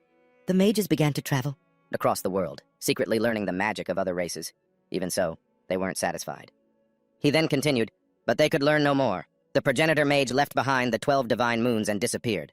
He abandoned everything and just left. At this point, he looked down at his students and asked, Does anyone know about the 12 divine moons? Yisol spoke up, answering, They are known as the guardian deities who protect the balance of power on the continent. It is said they were scattered across the 6 lands to fulfill their mission, until 1,000 years ago. Ledin raised his staff, agreeing with her. Precisely. They possess special powers to protect the continent, Ledin explained, detailing the structures of the various magics. For example, the divine moon that represents summer, the 6th moon, crimson summer, bears a blazing red flame, and it is said that flame never goes out. A dangerous-looking octopus appeared, surrounded by a flow of crimson energy. He then calmly said, If you were to go to the bottom of the Alamanca Sea, you could still see that red flame. So any of you who are curious can go take a look. Upon hearing this, Baek Yuseong felt a wave of helplessness, silently asking Ledin, Are you kidding me, Professor? He looked at Ledin on the podium, remembering his last words. He thought to himself, If any living creature enters the domain of the Sea King Alamanca, they'll fall asleep instantly. Pointing to a flower-like drawing on the board, the professor introduced it. This is Blevian, a giant whirlpool in the middle of the ocean, frozen by the 12th moon, winter solstice. He analyzed further. Each moon has its own unique power, and a miracle will occur if they are all gathered. At this, a student spoke up. And what miracle is that, sir? Placing a hand on his book, Ledin replied nonchalantly, That, no one knows. They fell into a deep sleep 1,000 years ago. Hearing this, Baek Yuseong agreed. The professor's right. Baek Yuseong had fought them before. At least he'd encountered a few of the divine moons while playing the game. But he'd only ever seen 5, and only through limited-time events. Baek Yuseong remembered the days when he was just glued to his computer screen. It was all thanks to me gathering information from other players in the community. No one has encountered more divine moons than I have. At that moment, Baek Yuseong's gaze grew strangely profound. If my theory is correct, then the 12 divine moons are connected to the true ending. If no one has found the true ending in 15 years, then the answer must be in content that no one has reached yet, he thought grimly. I only managed to find 5 after risking my life over and over. Then Baek Yuseong did a quick calculation. But I have no other choice. If I want to witness the true ending, I have to do it all over again at the same time. Elsewhere, someone was attacking a wooden dummy with fire magic. The white-haired teacher spoke up. Power isn't everything. She materialized a magic staff, reminding them all, no matter how powerful your attack, it's useless if you can't hit your target. This was Professor Hong Jun's fire class. The students took out their magic staves and began to unleash their fire magic. Suddenly, her expression hardened. At that moment, a powerful blast of fire magic shot towards the wooden dummy. A huge explosion erupted on impact, kicking up a cloud of dust and smoke. Jeon calmly observed the situation, but then her eyes widened in shock. As the smoke slowly cleared, the faint silhouette of the wooden dummy was revealed. When all the dust settled, the dummy stood completely unharmed. The students watched in stunned silence. Seeing this, the professor gave a cold assessment. Pathetic. Hong Jun looked towards the student and called out, "Hong Biseon!" But moments later, Hong Biseon was sitting on a bench, looking dejected. She thought sadly to herself, "I've let Mom down again." Flustered, she sat there wringing her hands. Mom must despise me. Suddenly, someone approached and called out, making her jump slightly. "Princess!" The person standing before her was a swan. She gave a friendly, cheerful smile and asked, "Hong Biseon, are you all right?" After that, the two sat down together. Finding the silence a bit awkward, Aswan broke it with a compliment. "You're incredible, you know?" Hearing this, she looked bewildered. "What do you mean?" Aswan, sitting beside her, continued her praise. "Your magic is the same element as mine, but yours is so many times more powerful." Biseon replied flatly. "I can't even hit the target." Aswan smiled brightly, trying to comfort her. "But your magic is absolutely incredible. It looks so cool." Then she added, "Actually, I've been hearing about you ever since I was little." It was then that Hong Biseon remembered. "Oh, that's right. She's a fire elemental, just like me. If I remember correctly, this girl smiling so brightly her eyes are slits. Her name is Aswan." Biseon tried to recall. "I feel like I've heard that name before. That a new genius fire mage of this generation has appeared, one who wields immense magical power." Hong Biseon compared Aswan to herself. "Even so, her magic is nothing compared to mine." At this thought, her expression darkened. In a serious tone, she said, "Your accuracy is quite impressive, too." Her words made Aswan a little uncomfortable. "But if you were to practice more, I wouldn't stand a chance." Hong Biseon suddenly shot to her feet. With a haughty tone, she said, "That's enough of this pathetic chatter." Then, Hong Biseon shot Aswan a somewhat indifferent glance. "In any case, talking to you has made me feel much better." After saying that, she turned her back and walked away, leaving only a goodbye behind. Aswan, looking displeased, lowered her head slightly. When she looked up again, her eyes held a deep, hidden meaning, all traces of her earlier warmth gone. Before long, the afternoon sky began to fade into twilight. The door opened to a room where the potted plants were still lush and green. Stepping inside, she let out a tired sigh. "Ha!" A quiet voice called out, "Princess Beyoncé." The person stood formally in the room. Hong Biseon's personal guard, Ayeterin, spoke with an expressionless face, though her voice held a hint of cheer. "Welcome back. The candy and tea are ready." "Please have some tea and a bit of ginseng candy," Terran said. Biseon replied flatly, "Thank you." Then, Terran bowed her head and began her serious report on the weapon modification mission you assigned the other day. "Because the magic staff is of such high quality, they'll be able to forge a high-grade sword." Hearing this, Hong Biseon calmly picked up a piece of candy. "Is that so?" Ayeterin carefully spoke up. "However, there is something a bit strange about it." At this, Biseon raised an eyebrow at her and asked, "Strange?" She narrowed her eyes and slowly replied, "It is. They say the staff continuously and forcefully drains mana from its owner." Hearing this response, Hong Biseon froze. Biseon asked in astonishment, seeming to know nothing about the weapon, "Huh? Is it a dark weapon?"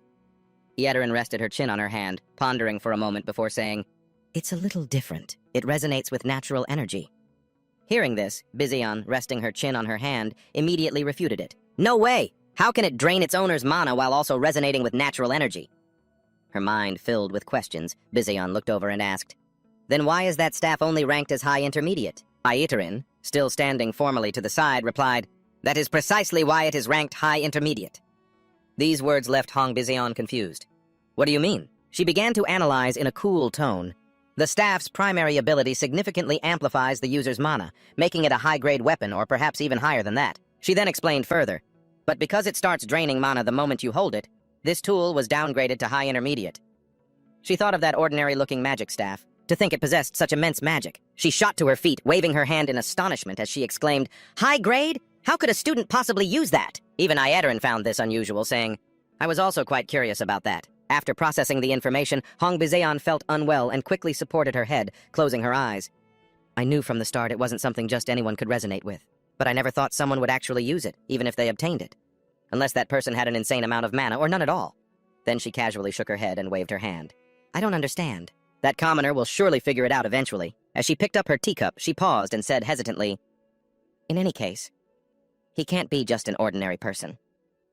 By now, the sky had taken on the colors of late afternoon. A few days after the semester began, with the sun hanging high and casting its light everywhere, students attended their classes regularly.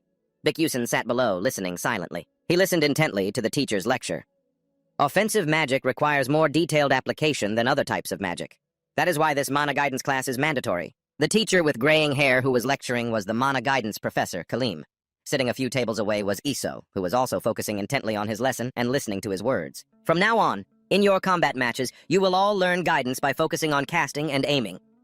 Kaleem picked up a piece of chalk and began to draw a circle. He finished, having drawn a shape like a wheel. He pointed at the drawing, then turned to the students and said, "Let's discuss trajectory formulas first. The problem on the board reads as follows. From a distance of 760 meters to the north, Chosu is running south at a speed of 12.6 meters per second. What is the appropriate trajectory and predicted observation distance that Yang-hee needs to hit Chosu with water magic?" After these words were read, the entire class fell silent. At that moment, a few students sitting behind him whispered back and forth, "Of all the attributes, it has to be water? If you're not a water type, how are you supposed to answer this?" Another one chimed in, "Is he trying to make things difficult for us?" Just sitting and listening, Bikusen felt a bit tired and let out a yawn. So boring. He thought with frustration, why are these classes so damn difficult? However, his unconscious action caught the professor's owl-like gaze. Meeting those eyes, he flinched. And of course, he was targeted. Kaleem cleared his throat and invited Bikusen to come up and solve this problem. Bikusen stood up and gave a forced smile. "Yes, sir." Inwardly, he was screaming, "Damn it, I got caught!" A moment later, he had finished. The chalk in his hand stopped. He turned and said to the professor, "I'm done, sir." Looking at the detailed and flawless solution, the professor was stunned, his eyes wide and jaw agape. Kaleem examined it carefully while saying to him, "Excellent. To see the solution so easily and solve this problem in such a short amount of time." Then the old man approached and asked about his magical attribute. "Is your primary attribute water?" Bikusen smiled until his eyes crinkled, waving his hand in denial. "No, sir." Then the professor let him return to his seat. "Good. We will continue the lesson next period."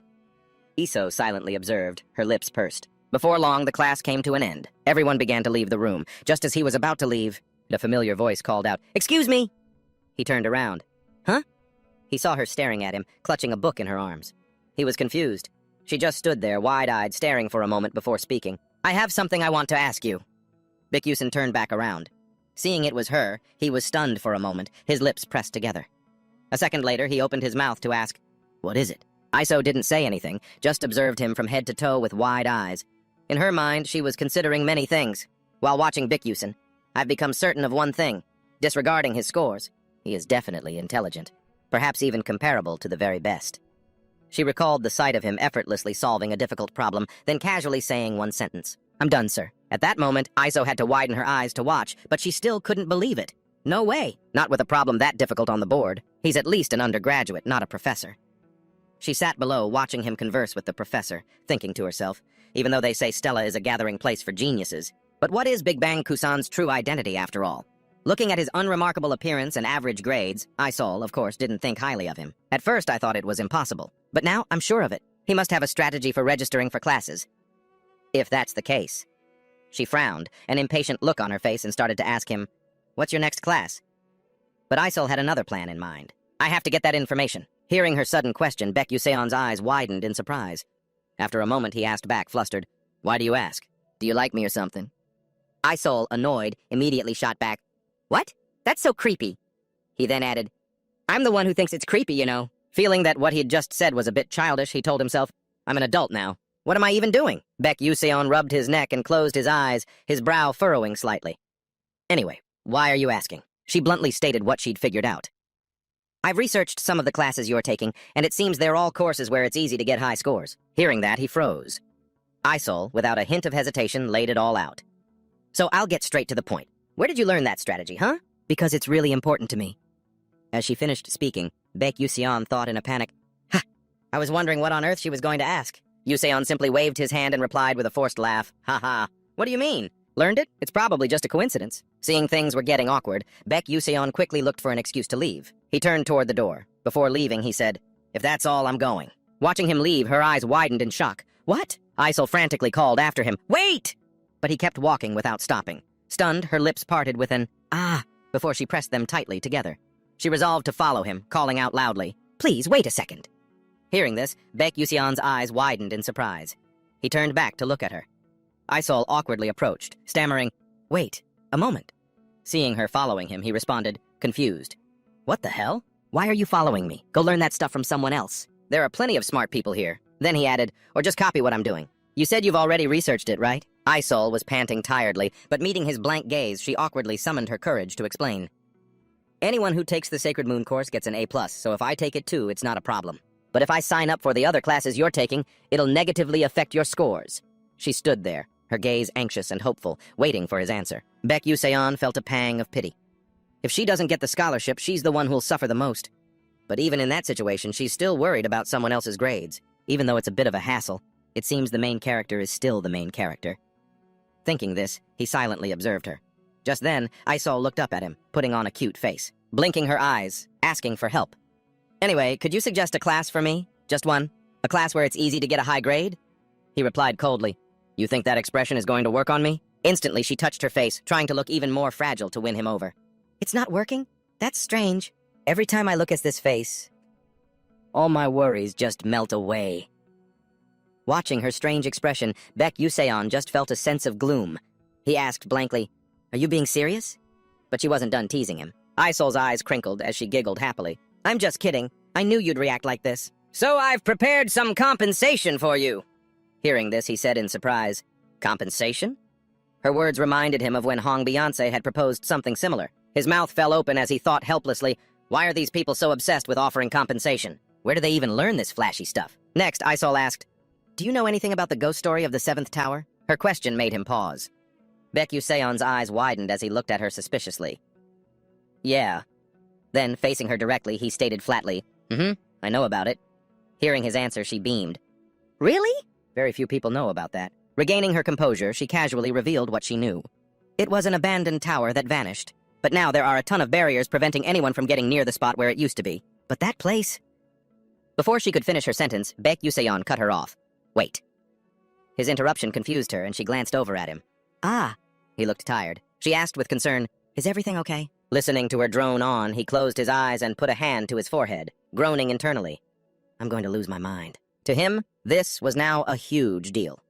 Baek Yuseon couldn't help but feel bewildered, because with this, Flame could increase its influence over the main protagonist. Through the text of the novel, so if Flame knows, that means, in the original novel, Aishu knows there's a chance she and the male lead will meet in a romantic setting, and Aishu is only supposed to give this information to the male lead, definitely not to a side character like me. Becky Yusen turned around leisurely. As he walked, he said to her, That's a scary story, isn't it? I don't want to hear it. It's not interesting at all. Aishu watched him, wide-eyed and dazed.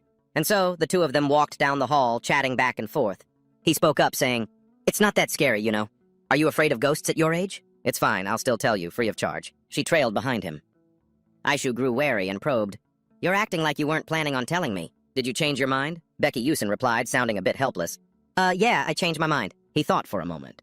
Besides, Aishu's face was full of anticipation for Becky Yusen's answer. He thought to himself, Just seeing Aishu this earnest is enough for me. Becky Yusen spoke up. By the way, he offered her some advice.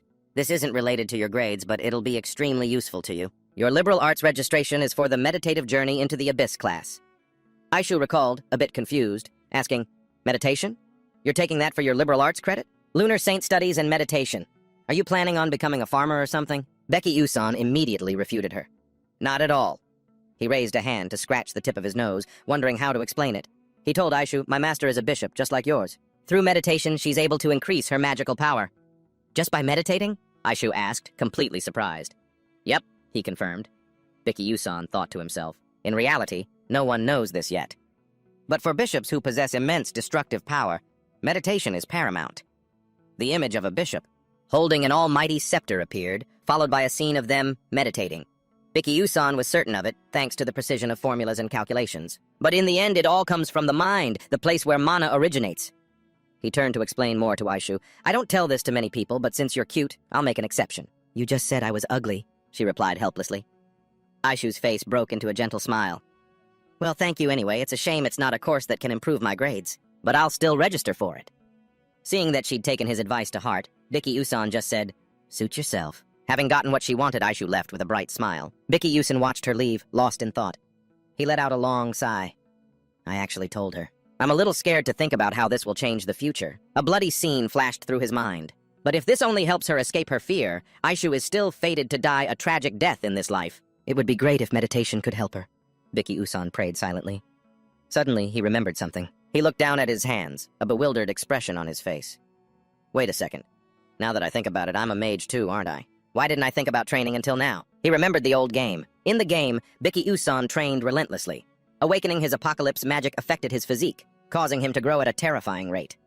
As he walked down the stairs, Bicky Yusin was lost in his own thoughts. In the game, I could gain experience just by pushing a button. Now I have to do it myself. In any case, it's been pretty peaceful lately. There haven't been any trials or monster hunts, so I can't gain any more experience. Bicky Yusan suddenly smiled, gently. I should be grateful to Aishu. He looked around the room and thought. This dorm room is huge. He remembered that at Stella, all students live in the dorms. He recalled that the dorm system was a minor piece of side content where players could decorate their rooms for fun. But for Bicky Yusin, this was essentially his only home, since his village had been burned to the ground. He walked around the room. The dorms were divided based on the students' classes. The rooms were all the same size, but the number of occupants per room was arranged according to class. Of course, S-class students get the top floor, Bicky Yusan thought. I feel a bit lonely, but I'm lucky to have a place to stay at all. He sighed wearily and settled into a meditative state. Time to begin, Usan thought to himself. Bicky Yusan closed his eyes, contemplating. Stats aren't the most important thing.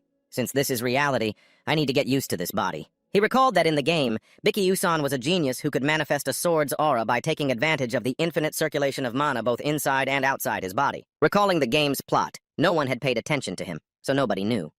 The story flashed in Usan's mind. But Bicky Yusan is a master swordsman of rare talent, the only person in the world to reach the pinnacle of swordsmanship. Usan sat down and meditated seriously. A stream of golden mana enveloped his body. I need to walk that path again. Bicky Yusan felt the mana flowing through him. My breathing controls the flow of mana throughout my body. If I can gradually increase the amount of mana with each breath, then I should be able to gather enough mana soon. After a moment of meditation, the mana flowing through Yusan's body began to spread into the surrounding air. Skills don't level up just by gathering experience. You have to constantly use them to level them up. That means all I have to do is train. The clock on the wall ticked softly, its hands pointing to 4 as the sun gradually began to rise. The flow of mana surrounding Yusan was faint and ethereal. When Yusan came to, he was surprised to see it. Looking closely at the mana around him, he thought to himself, this must be the feeling that Bicky Yusan had. He focused on the flow. As someone who's had mana leak syndrome since I was young, it's very faint, but I can feel it. Suddenly, a system notification appeared. Skill, mana leak syndrome has leveled up. Skill, blink has leveled up. He shouted with joy, his voice echoing throughout the small room. All right! Bicky Yusan clenched his fist, thinking with satisfaction, I'm one step closer to my goal. His face was filled with satisfaction, his eyes flashing with determination. I will definitely find the right ending. The scene changes to a place with a lush green field of grass. All the first-year students of the academy moved one by one to the assembly point, which was a vast expanse of green grass. Flame gently felt each soft breeze. It carried the scent of fresh grass blowing against her. She thought to herself, the grass field and the wind are probably created by magic, but they feel so real. In the game, Stella Dormitory was a pocket dimension created on the academy grounds. According to the game's settings, it allows for the adjustment of the size and characteristics of this place. All sporting events and other events, such as dungeons, gates, and monster training, were held here. The students were all gathered in one place, not in neat rows, but not in a chaotic crowd either. Her eyes swept over everyone present. Flame stood at the back of the group. She did a quick calculation. A total of 141 people. She recalled the novel's plot.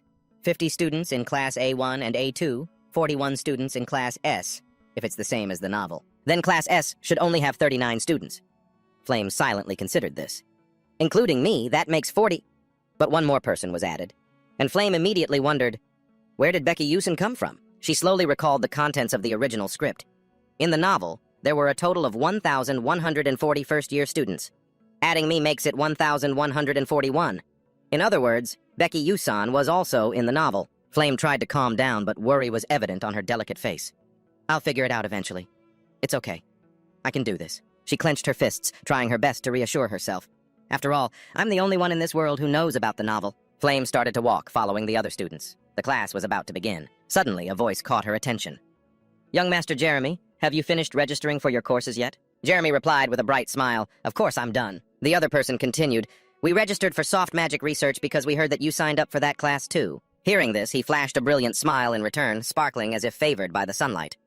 Is that so? He chirped. Let's help each other out then. Flame heard the entire conversation. With an expressionless face, she glanced at the sycophantic crowd. She recalled who he was, Prince Jeremy. Jeremy appeared with blonde hair and was known for smiling a lot. The plot revolving around the prince in the novel was that he was infatuated with the idol, but she rejected him. In the end, he became a villain. Flame assessed the situation. He seems kind enough, but his every action is calculated. I should be careful and stay away from him. Jeremy glanced over and noticed Flame standing to the side, looking in their direction. He immediately smiled and raised his hand to greet her. Flame greeted him back. Inside, she thought, he's obviously very handsome. I understand why so many people fawn over him. Her suspicion for the man in front of her didn't lessen one bit. Prince Jeremy is definitely the most suspicious person in this academy. Flame turned and walked away. In her mind, she continued to focus on her own situation. I need to concentrate because this world is my reality now. I have to prepare for the future. Jeremy watched her retreating figure and smiled to himself. He remembered this person's name. If I'm not mistaken, her name is Flame. After all the students had gathered, the professor for the course stepped in front of them. He spoke softly. Everyone, attention.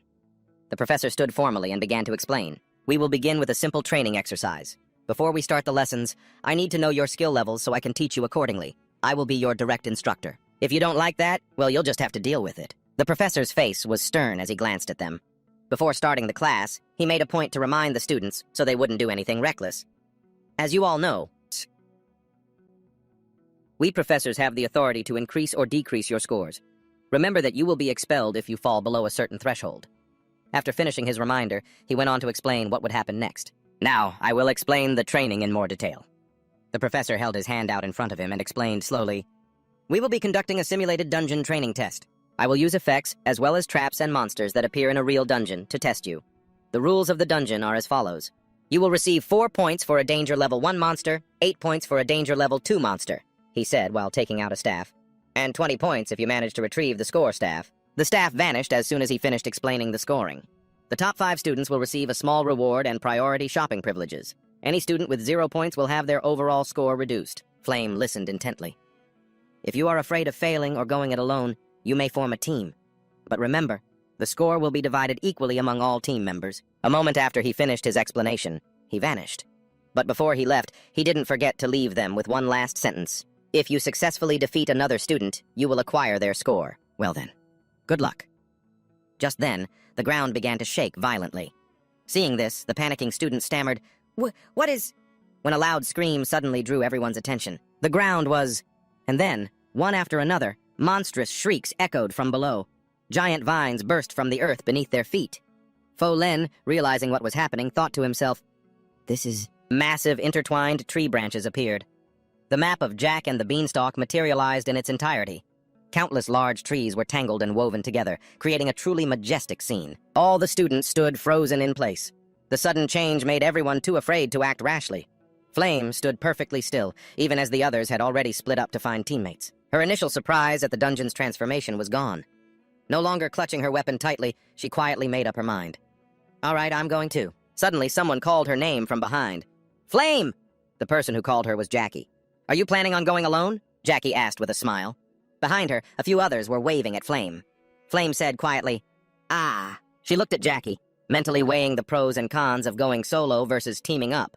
Although teaming up had many advantages, going alone would earn her more points. Having made her decision, Flame spoke up to decline. Sorry, I want to try going alone this time. Jackie's eyes narrowed into a bright smile as she replied softly, her tone carrying a slightly unusual edge. I get it. If we teamed up, you'd have to share points with your teammates, right? She said. That's right, Flame replied to this blatant sarcasm. Flame could only think to herself, it really sounds like she's mocking me. Before turning to leave, Flame added one more sentence to keep the peace between them. Let's go together next time, okay? Jackie turned back and replied, Sure. Flame didn't leave right away, but paused for a moment to watch Jackie's back as she walked towards her group of friends. Seeing the way they talked, Flame couldn't help but overthink things. Am I thinking too much about this? I just get the feeling she's copying me. Jackie said to her friends, Flame's going alone. Her friend replied, Whatever, her loss. She didn't pay too much attention to it. Flame turned away, telling herself, Well, I'm sure this will stop eventually. Time flew by. 1 hour later, on the ground, a small green monster was defeated, its whole body exploding. And Flame, after a long period of continuous fighting, was also exhausted. Phew, I'm so tired. Around her now were the corpses of low-level monsters. She wondered, when is this training session going to end? It was as if she sensed something was wrong. Flame quietly uttered, Right after that, a tree with many large branches shot out to attack her. Flame reacted quickly, using magic to block the blow. After the attack, the tree branches scattered around her. They quickly returned to their original positions under the ground. Flame looked around, thinking, it's not just monsters. The plants are attacking too? A look of surprise was clear on her face. This is Stella, after all. Even their practical dungeon training is on another level. She mentally recalculated her points after an hour of monster slaying. Right now, I've collected 18 points. Not bad, but at this rate, someone else could catch up to me with just one good score. Flame quickly left the spot where she was standing. As she walked, she thought, I have to keep moving. Suddenly, Flame noticed something in the far distance. There was a hazy, blurry silhouette. The figure stood against the sun, making it very hard to see, only vaguely recognizable. She was startled and let out a soft cry. Over there! The figure appeared indistinct. This made Flame wonder, is it a monster? Looking more carefully, Flame thought, no, it's a person. But how can a student have such incredible stealth skills? Flame bit her lip, thinking. It doesn't matter. I can also hide using nature's fusion. She ducked behind a large tree trunk, carefully recalling the skill. Using Flame's specialties like bind, destruction, defense, and healing, ambushing the opponent was the most suitable option. From her hiding spot, Flame carefully observed the person ahead. Suddenly, Flame let out a surprised, huh? She couldn't believe her eyes. Her astonishment was written all over her face. It's Baek-Yusan! Baek-Yusan was looking around, assessing the situation. Seeing no one else with him, Flame guessed, is he going alone too? Flame recalled what she had accidentally overheard from other students. I heard that many people wanted to form a team with Baek-Yusan, but he turned them all down. I wonder what this guy is up to. Flame suddenly noticed something, unable to hide the surprise in her eyes. The thing Yusan is holding. The point stick. He already got it? Flame thought for a moment and then decided. This is the perfect opportunity. She glanced over at where Yusan was standing. Let me test him. Flame performed a spell, Aura, and immediately the weapon in her hand began to glow. She calculated, from my position to his is about 15 meters. At that distance, there's no way he can defend in time. A dazzling magic appeared around her, and Flame's gaze became much more serious. She held her weapon out in front of her and, without hesitation, cast the spell Light Bullet.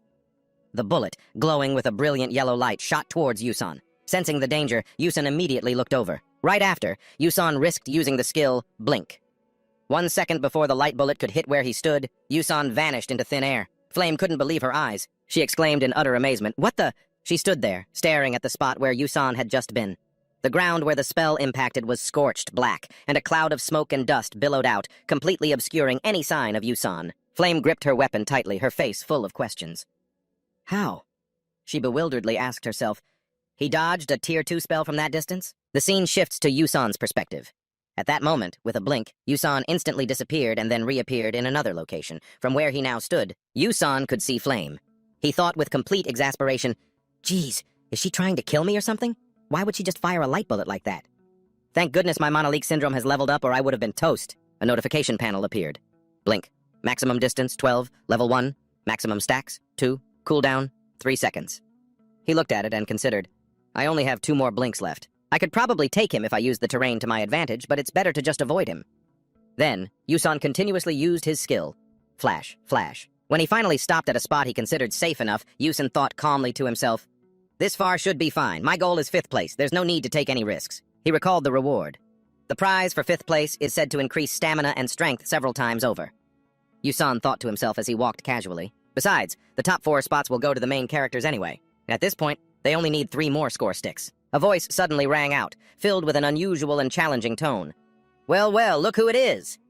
A group of people was blocking the path he intended to take. The other guy continued his taunts.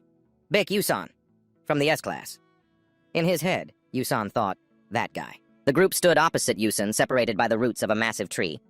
So this is Baek-Yusan from S-Class. And in his head he thought, this guy. He looked at the arrogant figure before him, trying to recall... it's Raiden. He's gotten pretty famous around school lately.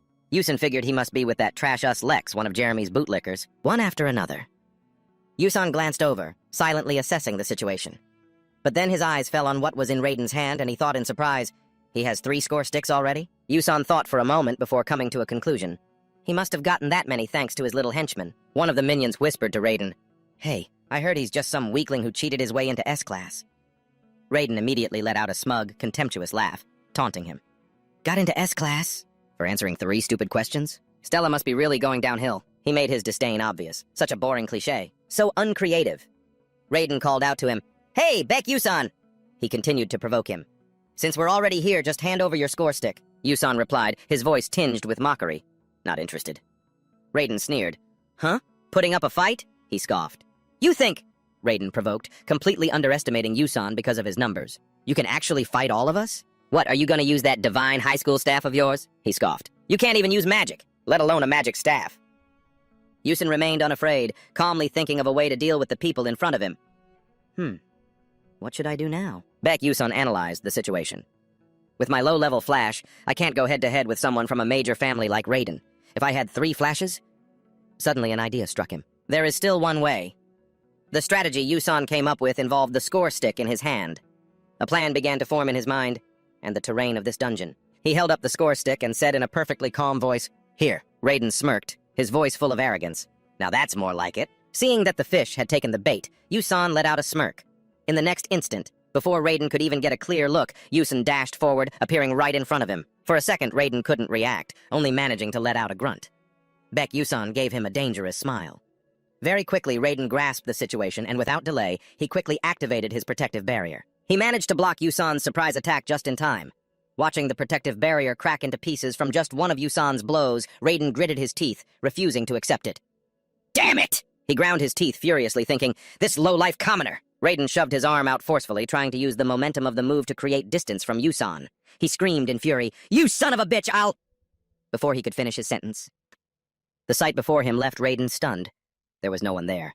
He wondered blankly, where did he go? Yusun's sarcastic voice echoed from behind him. Oh dear. As Raiden stood there bewildered, he added a nonchalant, offhand comment. That was dangerous. Yusun held up the 2 score sticks in his hands. His face held an extremely taunting expression as he glanced at the group before him. Thanks. Raiden screamed. You bastard, give them back! He replied, not interested. Yusun looked at the prize in his hands with delight. The score sticks worked perfectly. He remembered something he had learned by chance while gaming.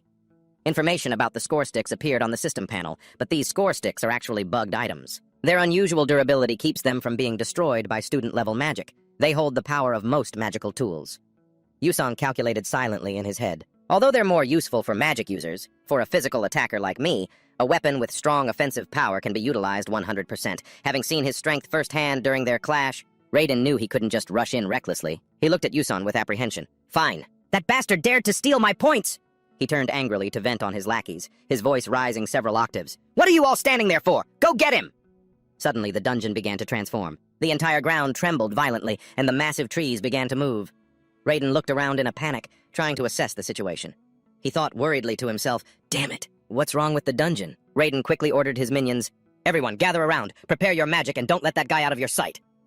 As if he'd been waiting for the dungeon to shift, Yusun used their moment of panic to circle around behind them. Now! Moving nimbly, he took advantage of the terrain and his own skills, and quickly fled the area. One of Vaiden's henchmen spotted him and shouted, Becky Yusun is getting away! Immediately, they aimed their weapons at him, firing off blasts of energy. As they whizzed past, one of them yelled, Where do you think you're going, you bastard? By the time Yusun turned to look back, the magic attacks were almost on him.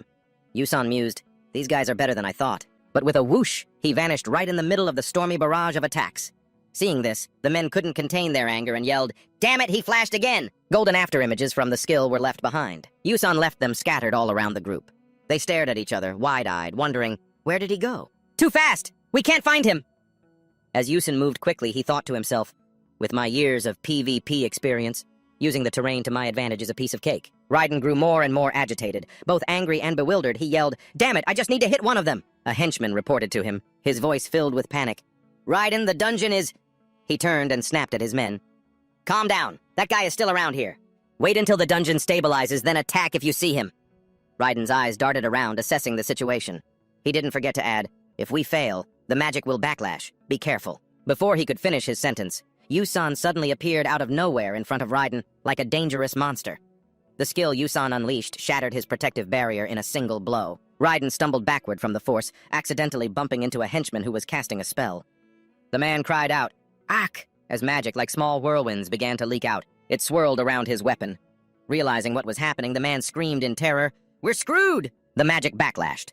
The spells prepared for Yusun were turned against their casters as bolts of lightning rained down on them. The whole group clutched their heads, screaming, Ga-ah!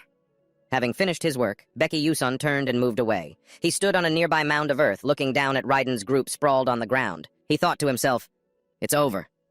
A soft humming sound was emitted. Ugh. Raiden looked around angrily, his whole body now filthy and injured, looking utterly pathetic. He cried out, Damn it, Becky Yusun! From his high vantage point, Yusun's voice echoed down to them, I'll be taking these, thanks. In his hand were 3 score bars, the loot Yusun had claimed from Raiden.